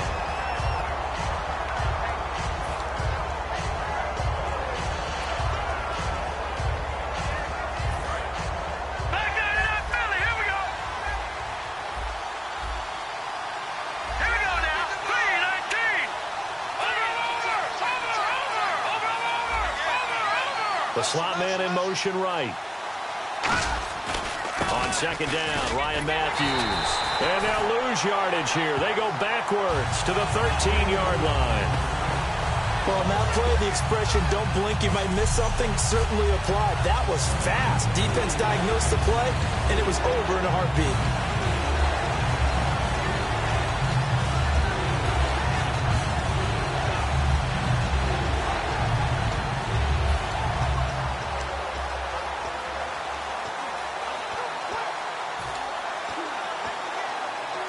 We've got a 3rd and 11. No. Check. Patriots. Let's go. Watch it now, Barney. Now Wentz on 3rd down. That is caught at the 7-yard line. They get 7 there, but it brings up 4th. One hallmark of good defenses is understanding the game, understanding positioning, and tackling immediately in the secondary after catches. I think we just saw that on display right there. Got to him before he ever had a chance to think about turning it upfield. And Sturgis able to knock it through, and that will add 3 more to their lead. It pushes it up to 6. So they started that drive from the shadows of their own end zone all the way back at the 2, and they're able to get 3 out of it. And, you know, shadows tend to scare people, right? Not in this case. This offense was not jumpy at all, handled it very well, put themselves into a position to score. And no run back here. This will be a touchback, and it comes out to the 25-yard line. Now the Saints, they trot their offense out here, and they had a nice little drive going last time. Threw the interception in the red zone. Costly. Bad enough to throw it anywhere, but that drives coaches insane when they're thinking about Hey, we've got a shot at points already. We're already in a spot where you're thinking you got 3 on the board for sure, and to come away with nothing, that's what... Willie Snead all alone. And he'll take this into the end zone. Now, hold on here. We do have a flag down. So let's see what this is about. Personal foul, roughing the passer, defense. Well, they have the yards anyway, so they're going to decline the penalty. Extra point attempt to follow here. And he puts it through.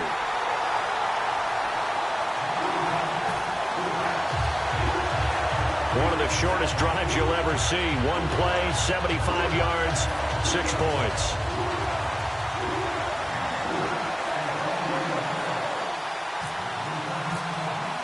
Morstead out now following the touchdown to kick. Very short kick. This will be taken by one of the up men. And they're going to have really good starting field position here as that's taken up close to the 40. Jordan Matthews here getting ready to go again on offense. And anytime a receiver's over 100 yards like he is, maybe the D coordinator scratching his head a little bit. If you're the D coordinator, what are you doing? Whatever he's not doing? That's it.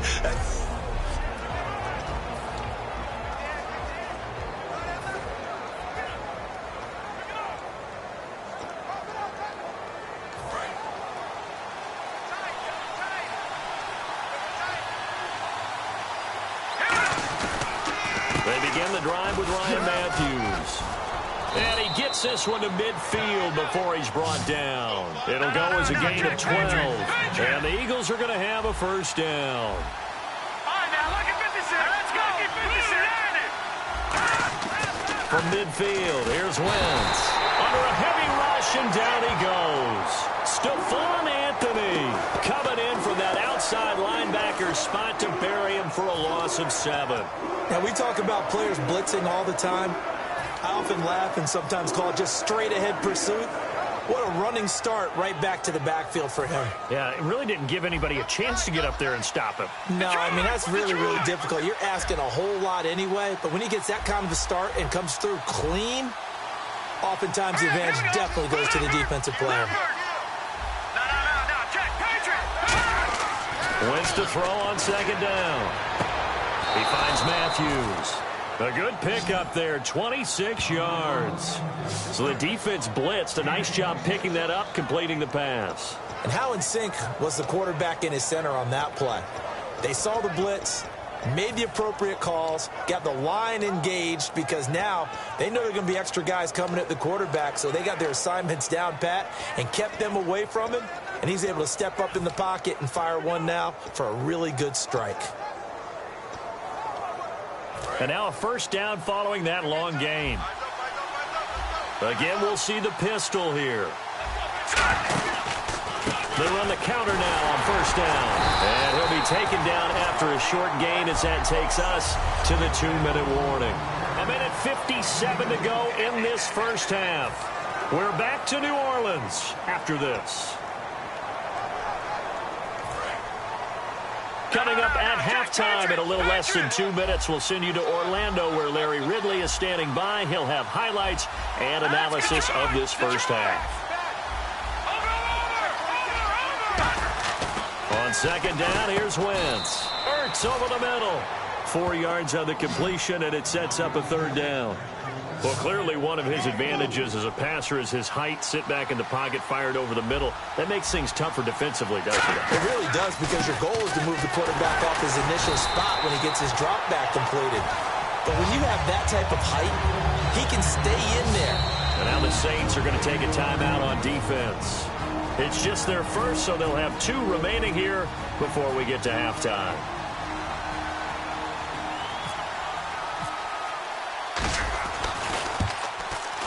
And Sturgis able to knock it through. And with that, they'll take a 2-point lead here in quarter number 2. So he's been a busy man here in this first half. That's 3 field goals for him now. Not just 3 field goals, but 3 for 3. So even though this offense has struggled a bit putting it in the end zone, they've still been able to come away with points. Now it's Sturgis converted on the field goal. Now he'll send this one away on the kickoff. On the return, here's Marcus Murphy. And he'll take this across the 25, couple extra yards up to the 27-yard line. Drew Brees getting ready to go again on offense. Been a decent start for him here in this first half, but they're losing. And I think as the captain of the offense, you probably always feel like you need to do more in that situation. The best have always felt that way, and they won't settle for anything less.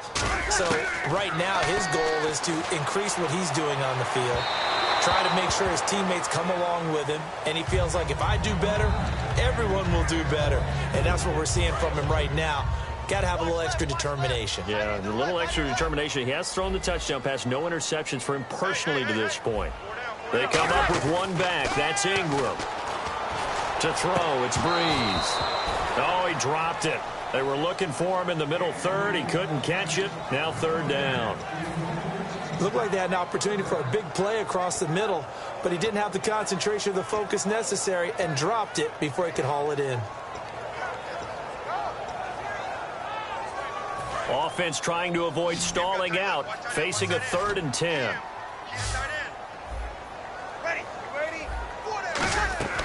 Now Brees on 3rd down.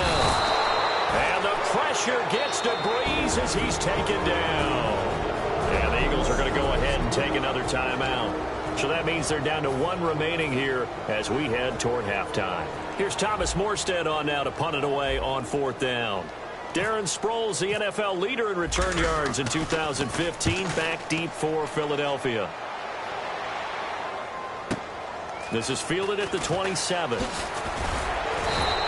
A good return there, 17 yards, and the Eagles take possession.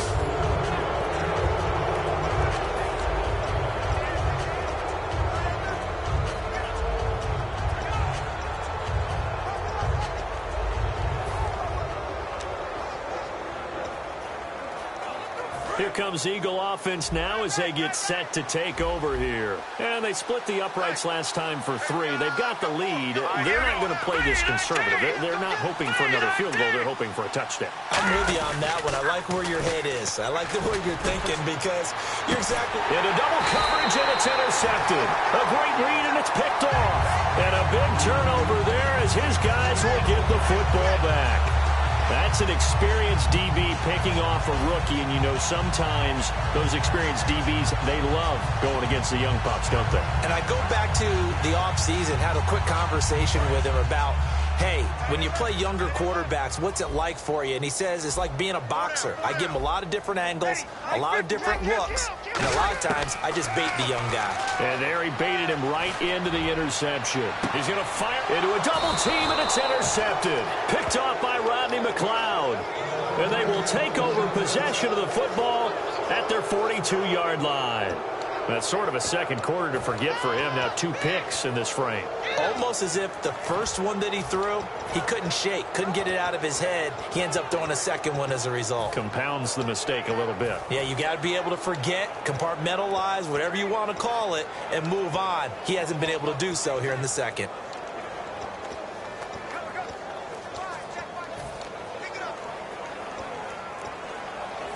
Philadelphia getting set to take the field. And last time, 1 play interception. So this offense, they should be fresh. That's a good way of putting it. And I can't wait to see what they decide to do with play calling. Because a 1-play drive where you throw an interception, a lot of people think the very next time out, run the football, don't give them a chance. Maybe play action. I think maybe you go play action, show your quarterback, get a little confidence in him, and let him fling another one. Let's look ahead for a quick minute. We don't have the schedules yet for next year, but what we do have are the 5 international games that will be played, 4 in London and then 1 again in Mexico, Jacksonville, Baltimore, Miami, New Orleans, Cleveland, Minnesota, Rams, and Arizona. Those in London, and then Mexico's going to get a great game.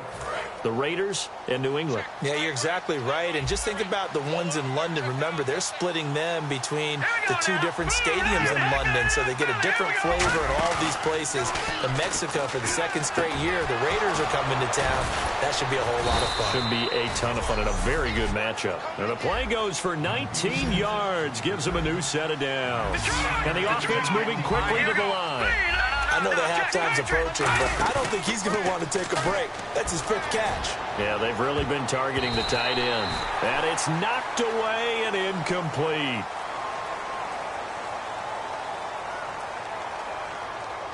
Holding, offense. So oftentimes you see defensive holding. Here it's offensive holding for the flag.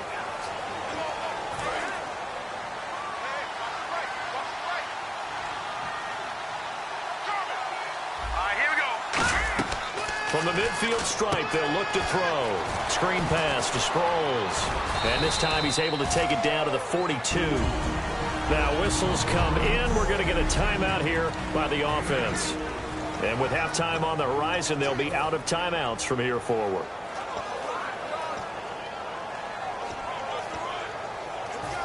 And they're behind the sticks here a bit now, dealing with a 2nd and 12.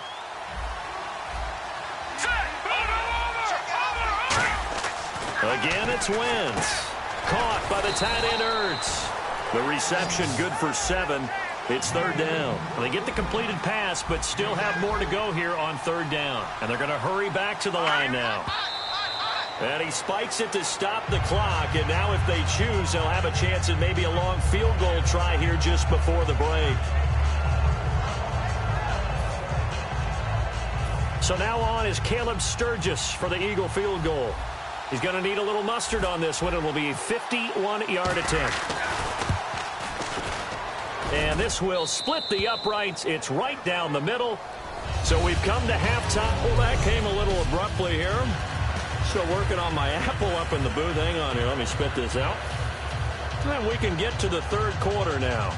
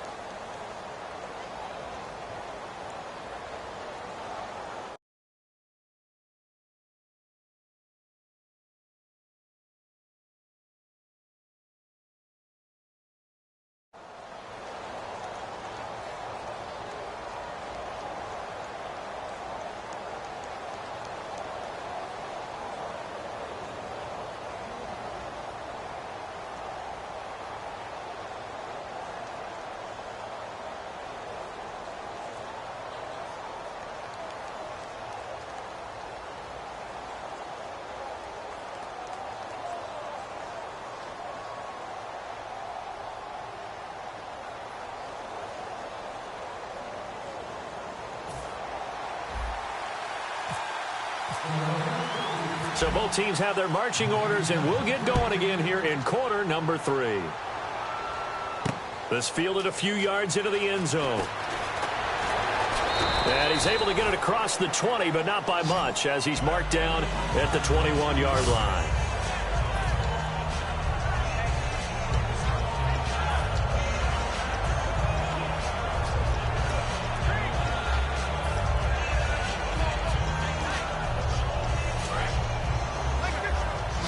And they're going to go soft on the corners.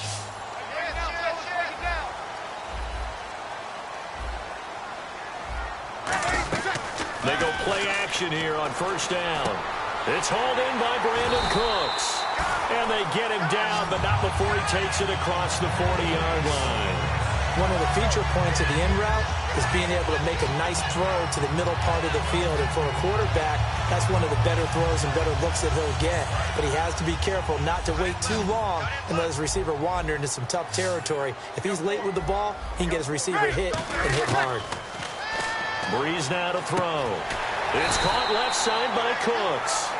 20 yards on the pickup there. And the Saints are going to get a first down. So after that big play, let's see if they can catch their defense maybe on their heels.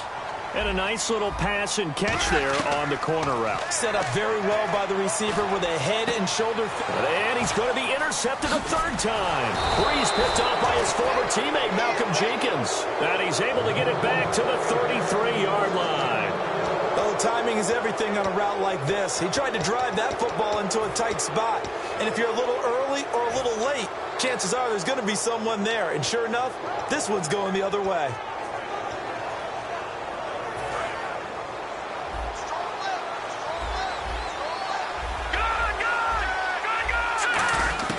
So after the INT, here's Wentz.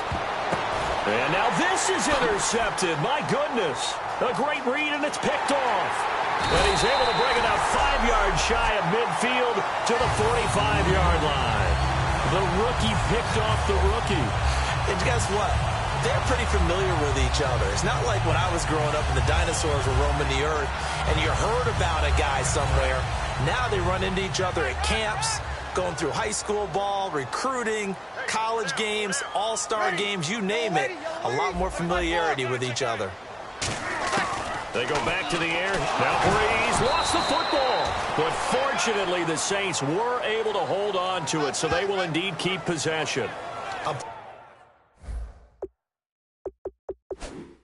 Plays like this where the ball comes free, it's often unusual for the team that lost it to get it back. Because this is a quarterback. The ball gets away from him. Everyone else is trying to execute what they're supposed to do on offense. They're usually looking in the other direction, downfield, or have moved away from him. In this case, though, a teammate is able to come up with the ball. After review of the play, the ruling on the field stands. Well, he challenged the play. It did not pay off. And that means he lost a timeout in that challenge. And as a coach, you hate that. Don't know if you took the advice of the player, you threw it yourself, but it didn't go your way. At the end of the day, it all comes back to the head coach. He has the final determination on whether to actually challenge the play or not. In this case, it didn't pay off for him. And that's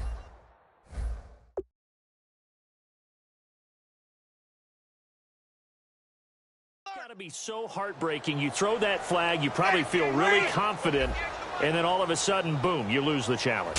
Yeah, when you take a look at it, you're throwing that flag because you believe you're going to be right. And when it comes back the other way, you have to regroup. A good pickup there at 22. Really nice connection on the corner route. This is a play where the receiver wants to set up the defensive back by moving him inside and then breaking back to the corner. So here we go, 1st and 10 now.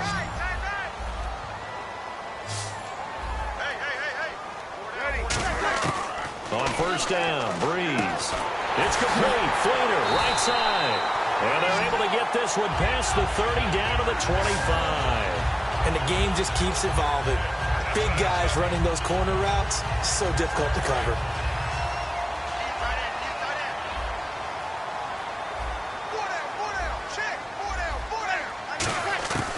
Breeze now on first down. And incomplete, a drop there in the middle third of the field. That'll bring up 2nd down. It looked like they had something there, but I think that he was thinking about running with the football before he actually hauled it in, and that led to a big drop.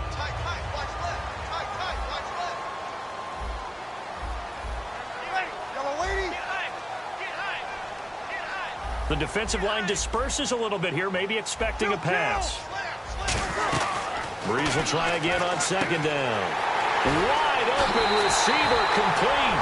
And he'll take it into the end zone for the Saints touchdown. Kobe Fleener, 25 yards for the touchdown. And once again, the Saints are back out in front. Remember the one-dimensional tight ends who just put their hand in the ground and block people? Well, if you're that guy now, you're probably a fullback in an I-formation offense. These tight ends nowadays can do everything. Block, run, and catch. Beautiful connection for a touchdown.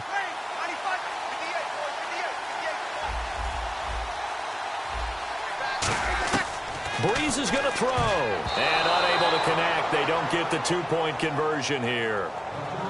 And in the third quarter here, they were trying to push that to a three-point game, but instead it'll stay at one.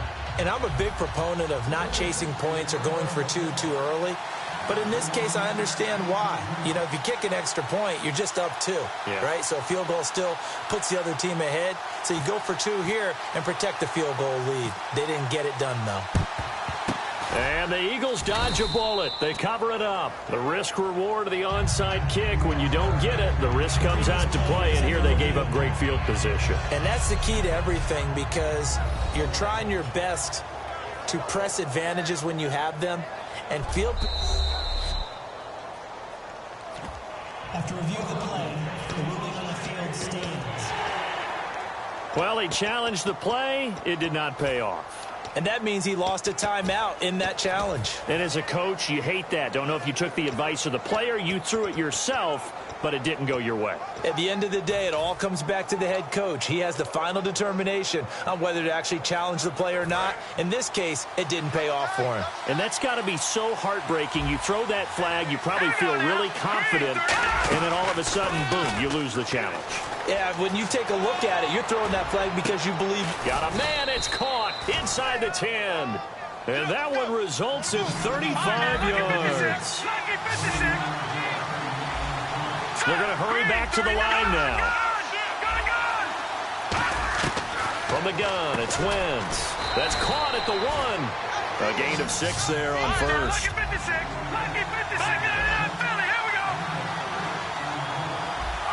Offense looks to punch it in here from... And he's in for an Eagles touchdown.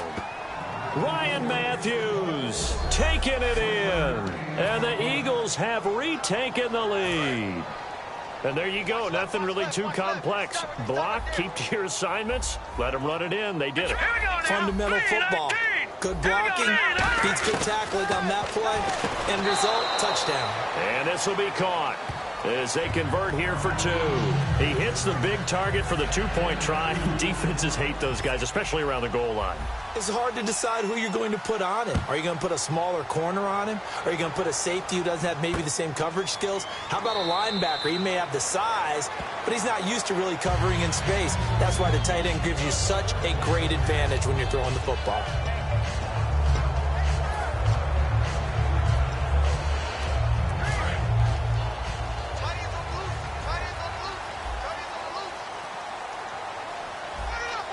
Shift together here from the D-line. Breeze now on first down. Throwing for his running back, and he's got him complete. Give him 13 on the pickup there. And that leads to a New Orleans first down. Good route, good pickup for first down yardage, and that is a tough one to cover. The angle route, because a running back getting out of the backfield, if you're trying to cover that, especially if you're in the linebacker spot and you're seeing this play develop, he heads out towards the flat first, and that often gets you to overcommit running the... And his pass is intercepted for the 4th time today. Picked off by the veteran Leotis McKelvin. And they'll start out with great field position at the 47-yard line in enemy territory. Well, I think it's safe to say that the third quarter's not been a whole lot of fun for him. A couple of interceptions thrown. He seems to be a different man here in the second half.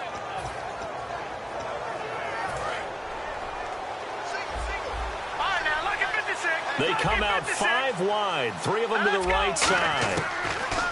Now Wentz. And his throw is incomplete.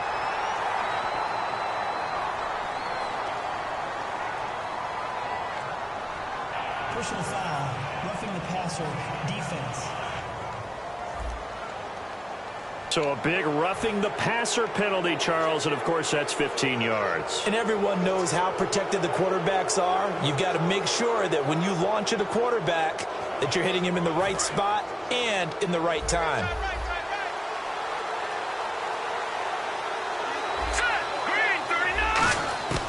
Wentz now on first down. He's going to air one out.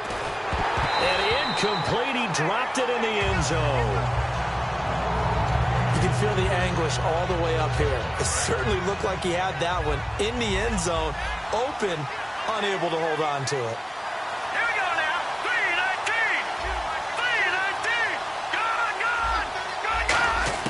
Gone. Wentz again here on 2nd and 10. And Matthews over the middle with a grab.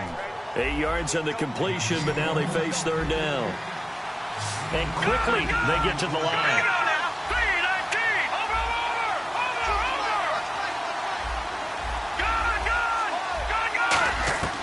Wentz looking to throw on 3rd and 2. And he couldn't hang on to it through the contact. Incomplete.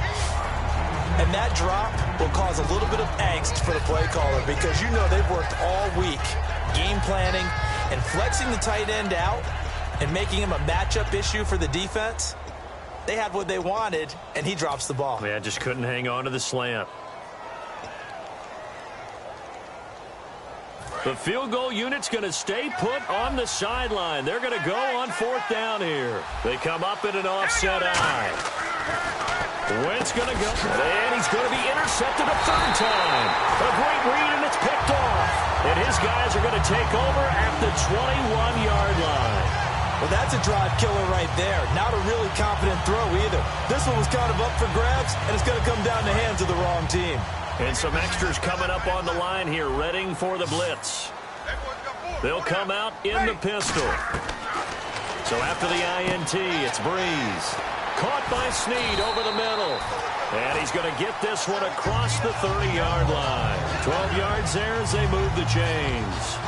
So they still get the completion even though the blitz was on. But the blitz got there. Does that stay in the mind of the quarterback the next couple plays? That's what you're hoping for. That's what you're planning for. It's a little risk reward, right? You're leaving your guys on an island back there in man coverage. But you take the chance that you get to the quarterback. And so he gets completion here. Congratulations. Keep coming at it. And hopefully it pays off by the end of the game that you're starting to get to him while still able to cover on the back end. All right, different topic here. 2018, the Super Bowl, traveling north, far north to Minneapolis. Early predictions for that one. Who you got? Well, you know, everyone's still waiting in the NFL for a home team to play in its home stadium, right? So could the Vikings be that team? I'll start in the NFC, and I'm going to say no. I think Seattle starting to get near that maybe last run with their defense. Earl Thomas returns. I like Seattle coming out of the NFC. How about you? Well, I'm actually going to take a Dallas Cowboys NFC title run. I think that they came so close this year, probably most talented going into next year. I like that one. Well, in the AFC, I'm going to go with a team that if they improve their defense and the quarterback stays healthy, they could be that team, the Oakland Raiders. Okay, I'm going dark horse. Cleveland Browns. Let's go. Hey, from worst to first. Timing's crucial in any route thrown, but when you throw an out, so many things are going through the mind of the receiver. Catching the ball, timing it up with the quarterback. Are my feet going to get down in bounds? On that play, all those things going through his head might have caused him to drop it. So they're going to come to the line here, and it appears try to go for it on 4th. They come out with 1 back and 3 tight ends. Got a man, and he hits him in stride. And he gets it down to the 48, enough for the first. It'll be a gain of 11, and they're able to pick up the conversion here on 4th down. I don't know if I agree with that. I guess they don't care if I agree with that. But, boy, you have to be surprised by that, right? I definitely was surprised that they decided. Back now here live in New Orleans. It's the Saints who hold the football, but they're trailing as we begin the 4th quarter of play.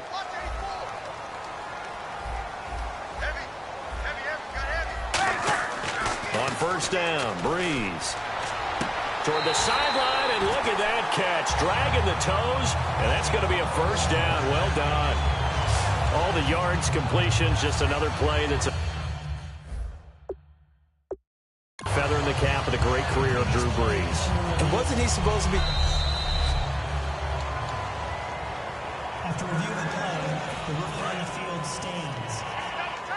Well, he challenged the play. It did not pay off.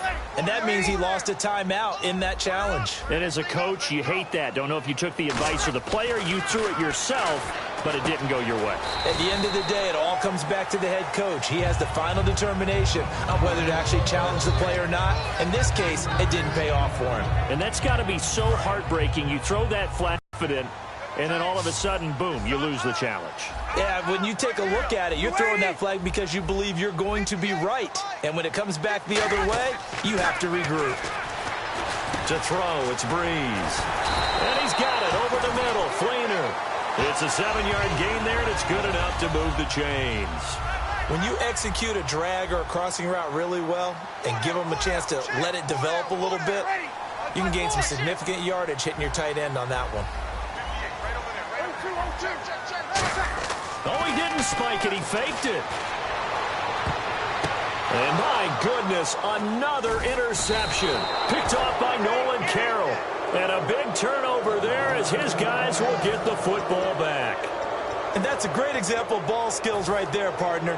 You and I do a lot of games, and I can't tell you how many guys look to run with the football before they've intercepted it. So that's a nice job of focusing on the task at hand and coming away with the interception. So after the INT, here's Wentz. Going deep here for Matthews. And he bats it away, and it falls down incomplete. And you just know when that play call came in, their eyes lit up because anytime you get a chance to take a big shot downfield, that's a lot of fun, and they missed an opportunity.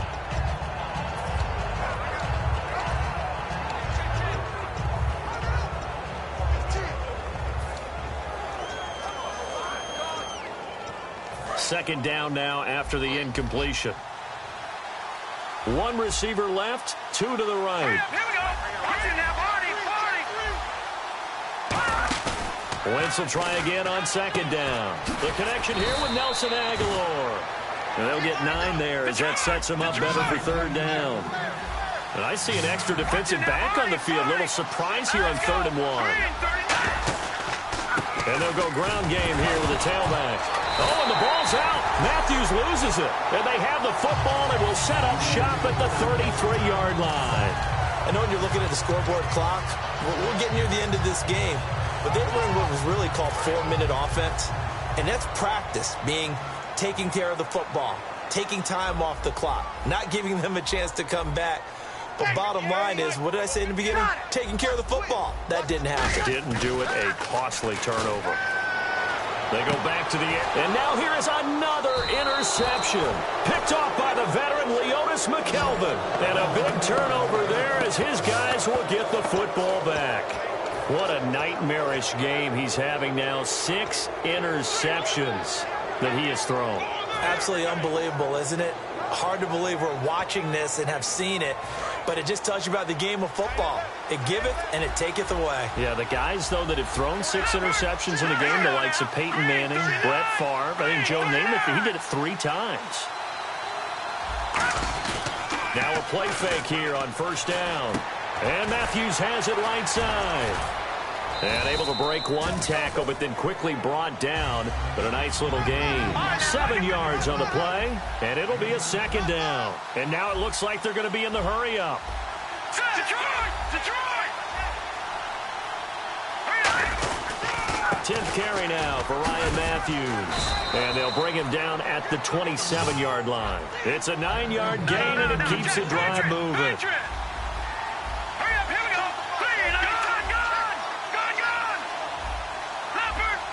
They come up in an offset eye.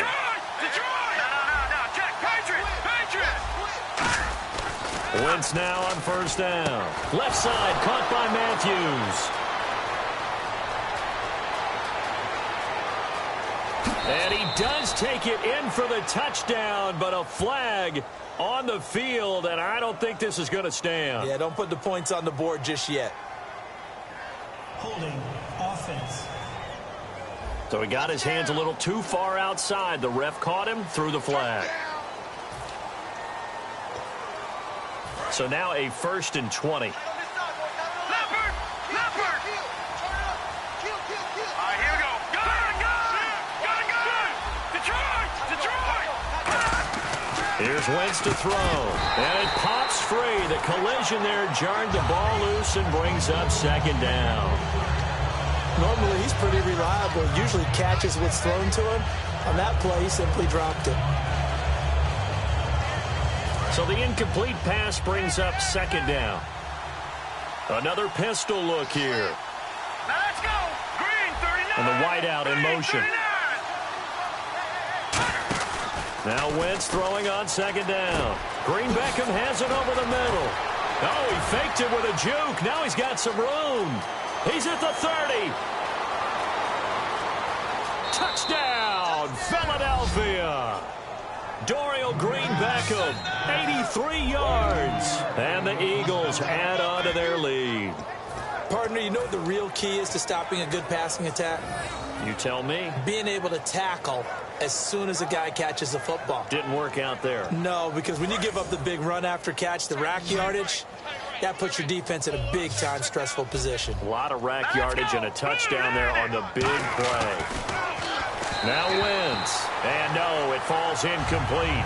So the 2-point conversion, no good. Protection was great. He had time to set up a campsite. But in the secondary, though, they were ready. And I think that in most places on the field, if you have that much time to throw the ball, someone's going to shake free and you'll find an open receiver. But condensed near the goal line on a 2-point conversion, all that exit, there's not any extra field. So it kind of closes in on them, and that allows you to cover a little bit better.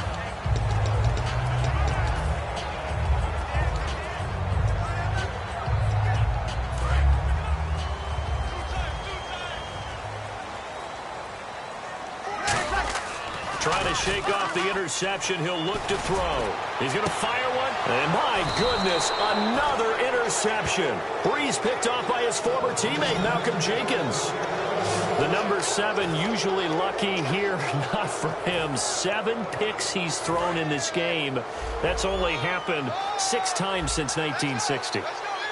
And I know that the most recent time it happened, the guy who threw him, he won a Heisman Trophy in college, so sometimes you just have a lousy game. Doesn't necessarily mean it's a bad career, but when you're talking about one game, 7, you're right, not lucky at all.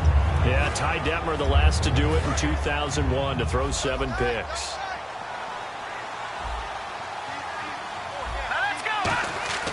Wentz will try again on 2nd down.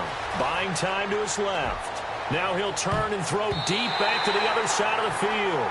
Trey Burton, the one he was looking for. And it's 3rd down. Sure, that pass was incomplete as they made an attempt to get a big one downfield. But that's okay because the second part of that is if you don't get the completion, at least you've told the defense you're trying to stretch them out a little bit, and they may have to change accordingly.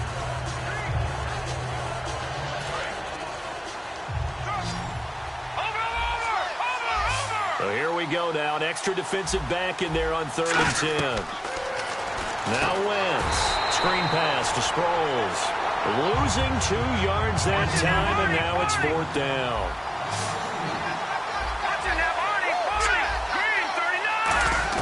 The Eagles indeed snap it. Wentz. And he hits his man, Matthews. Give him 16 yards on the play. And on 4th and long, somehow they're able to keep the drive going. And defensively, they just don't seem to have much of an answer for this passing game. Not at all. Look at the confidence that's exhibited here. With that type of a lead, clock on their side, instead of running it, they're still throwing it, trying to pick up 1st downs. And intercepted. Maybe the turning point they need. A great read, and it's picked off. And his guys will take over at the 25-yard line. Maybe he telegraphed it a little bit right there. You've got a quarterback knowing that he's going against a rookie quarterback. He stepped in and picked it. You think he had a great week of preparation, looking forward to this opportunity? And the second part of that is, when you're a young quarterback, you are going to stare down targets, but oftentimes your playbook hasn't expanded to give you full field reads as well. Makes it a little bit tougher for him. He's going to take another shot here. And that one falls incomplete. Looked like he might have had position there, but he couldn't hold on at second down.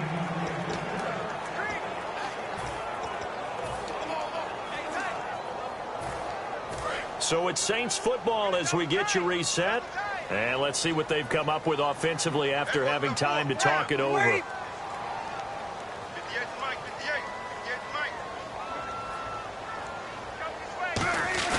They go play action for Ingram. Now Breeze.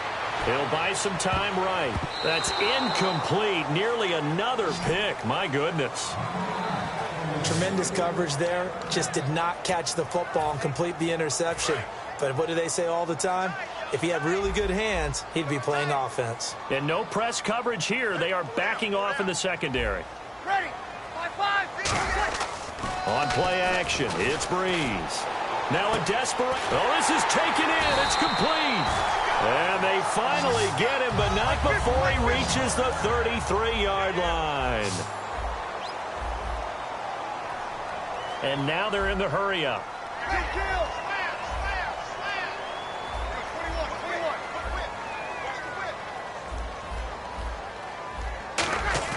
Now a play fake here on first down. Over the middle, open is Thomas. And inside the 20 before he's brought down. They give him 13 yards there on the play and a fresh set of downs. So the D-line's going to spread out.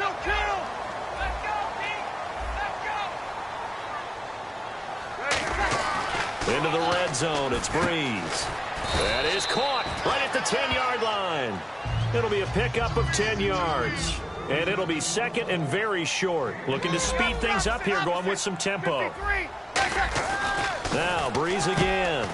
His pass caught at the 4. And he'll be brought down here at the 3-yard line. The 6 yards on the pickup, and it leaves him with a first and goal.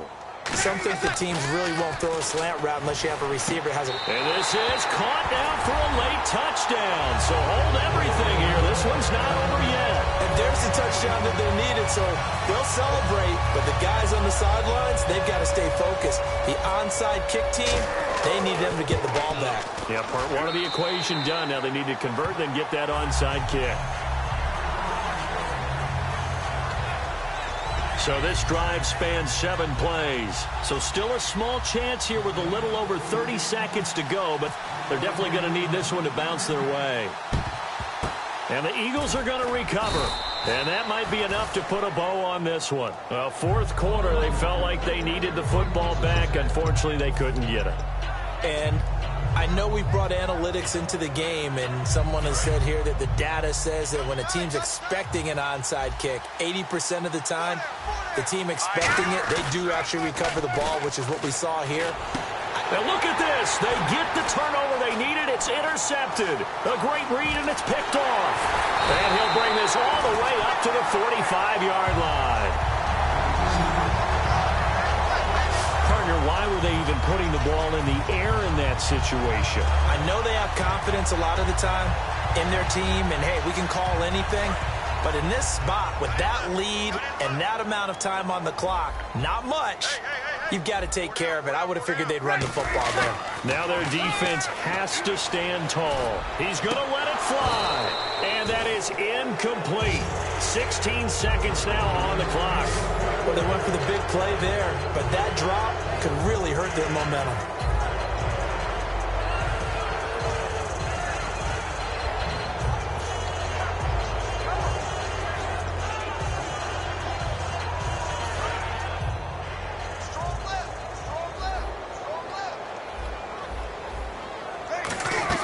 He'll look to throw.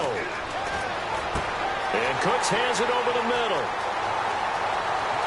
And he's in for the touchdown. And barring a miracle, the extra point can win this football game. And not only did they score, they tied the game. That means... Yep, the PAT now can win it. And they have got the lead.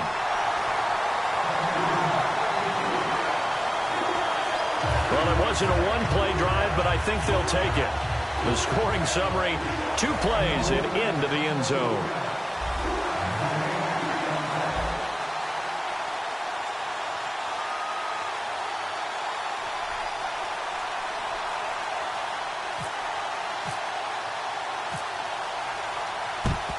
And the Eagles hands team able to cover it up. And that's why you have your hands team out there on the field. Those are the best guys ready to make that play. And let's face it, it was executed well. It wasn't a bad kick. It wasn't anything like that. Just that the normal outcome actually came to play. Analytics will tell you it's a very low possibility of getting the ball for the team kicking it in an onside kick situation. You're all about the numbers, aren't you? All about the numbers, baby. It's a new game now. They don't lie. Here we go. What's in there, Barney? They'll look to throw. Ertz over the middle. And he'll get it inside the 40 to the 39. Now hold everything here. We're going to get a timeout by the offense. And as the two teams talk it over on their respective sidelines, we take a break. So this game will come down to the right leg of Caleb Sturgis. This from long, very long range. And this doesn't get there. It's no good. They had to go for it, but their final effort here is going to come up short.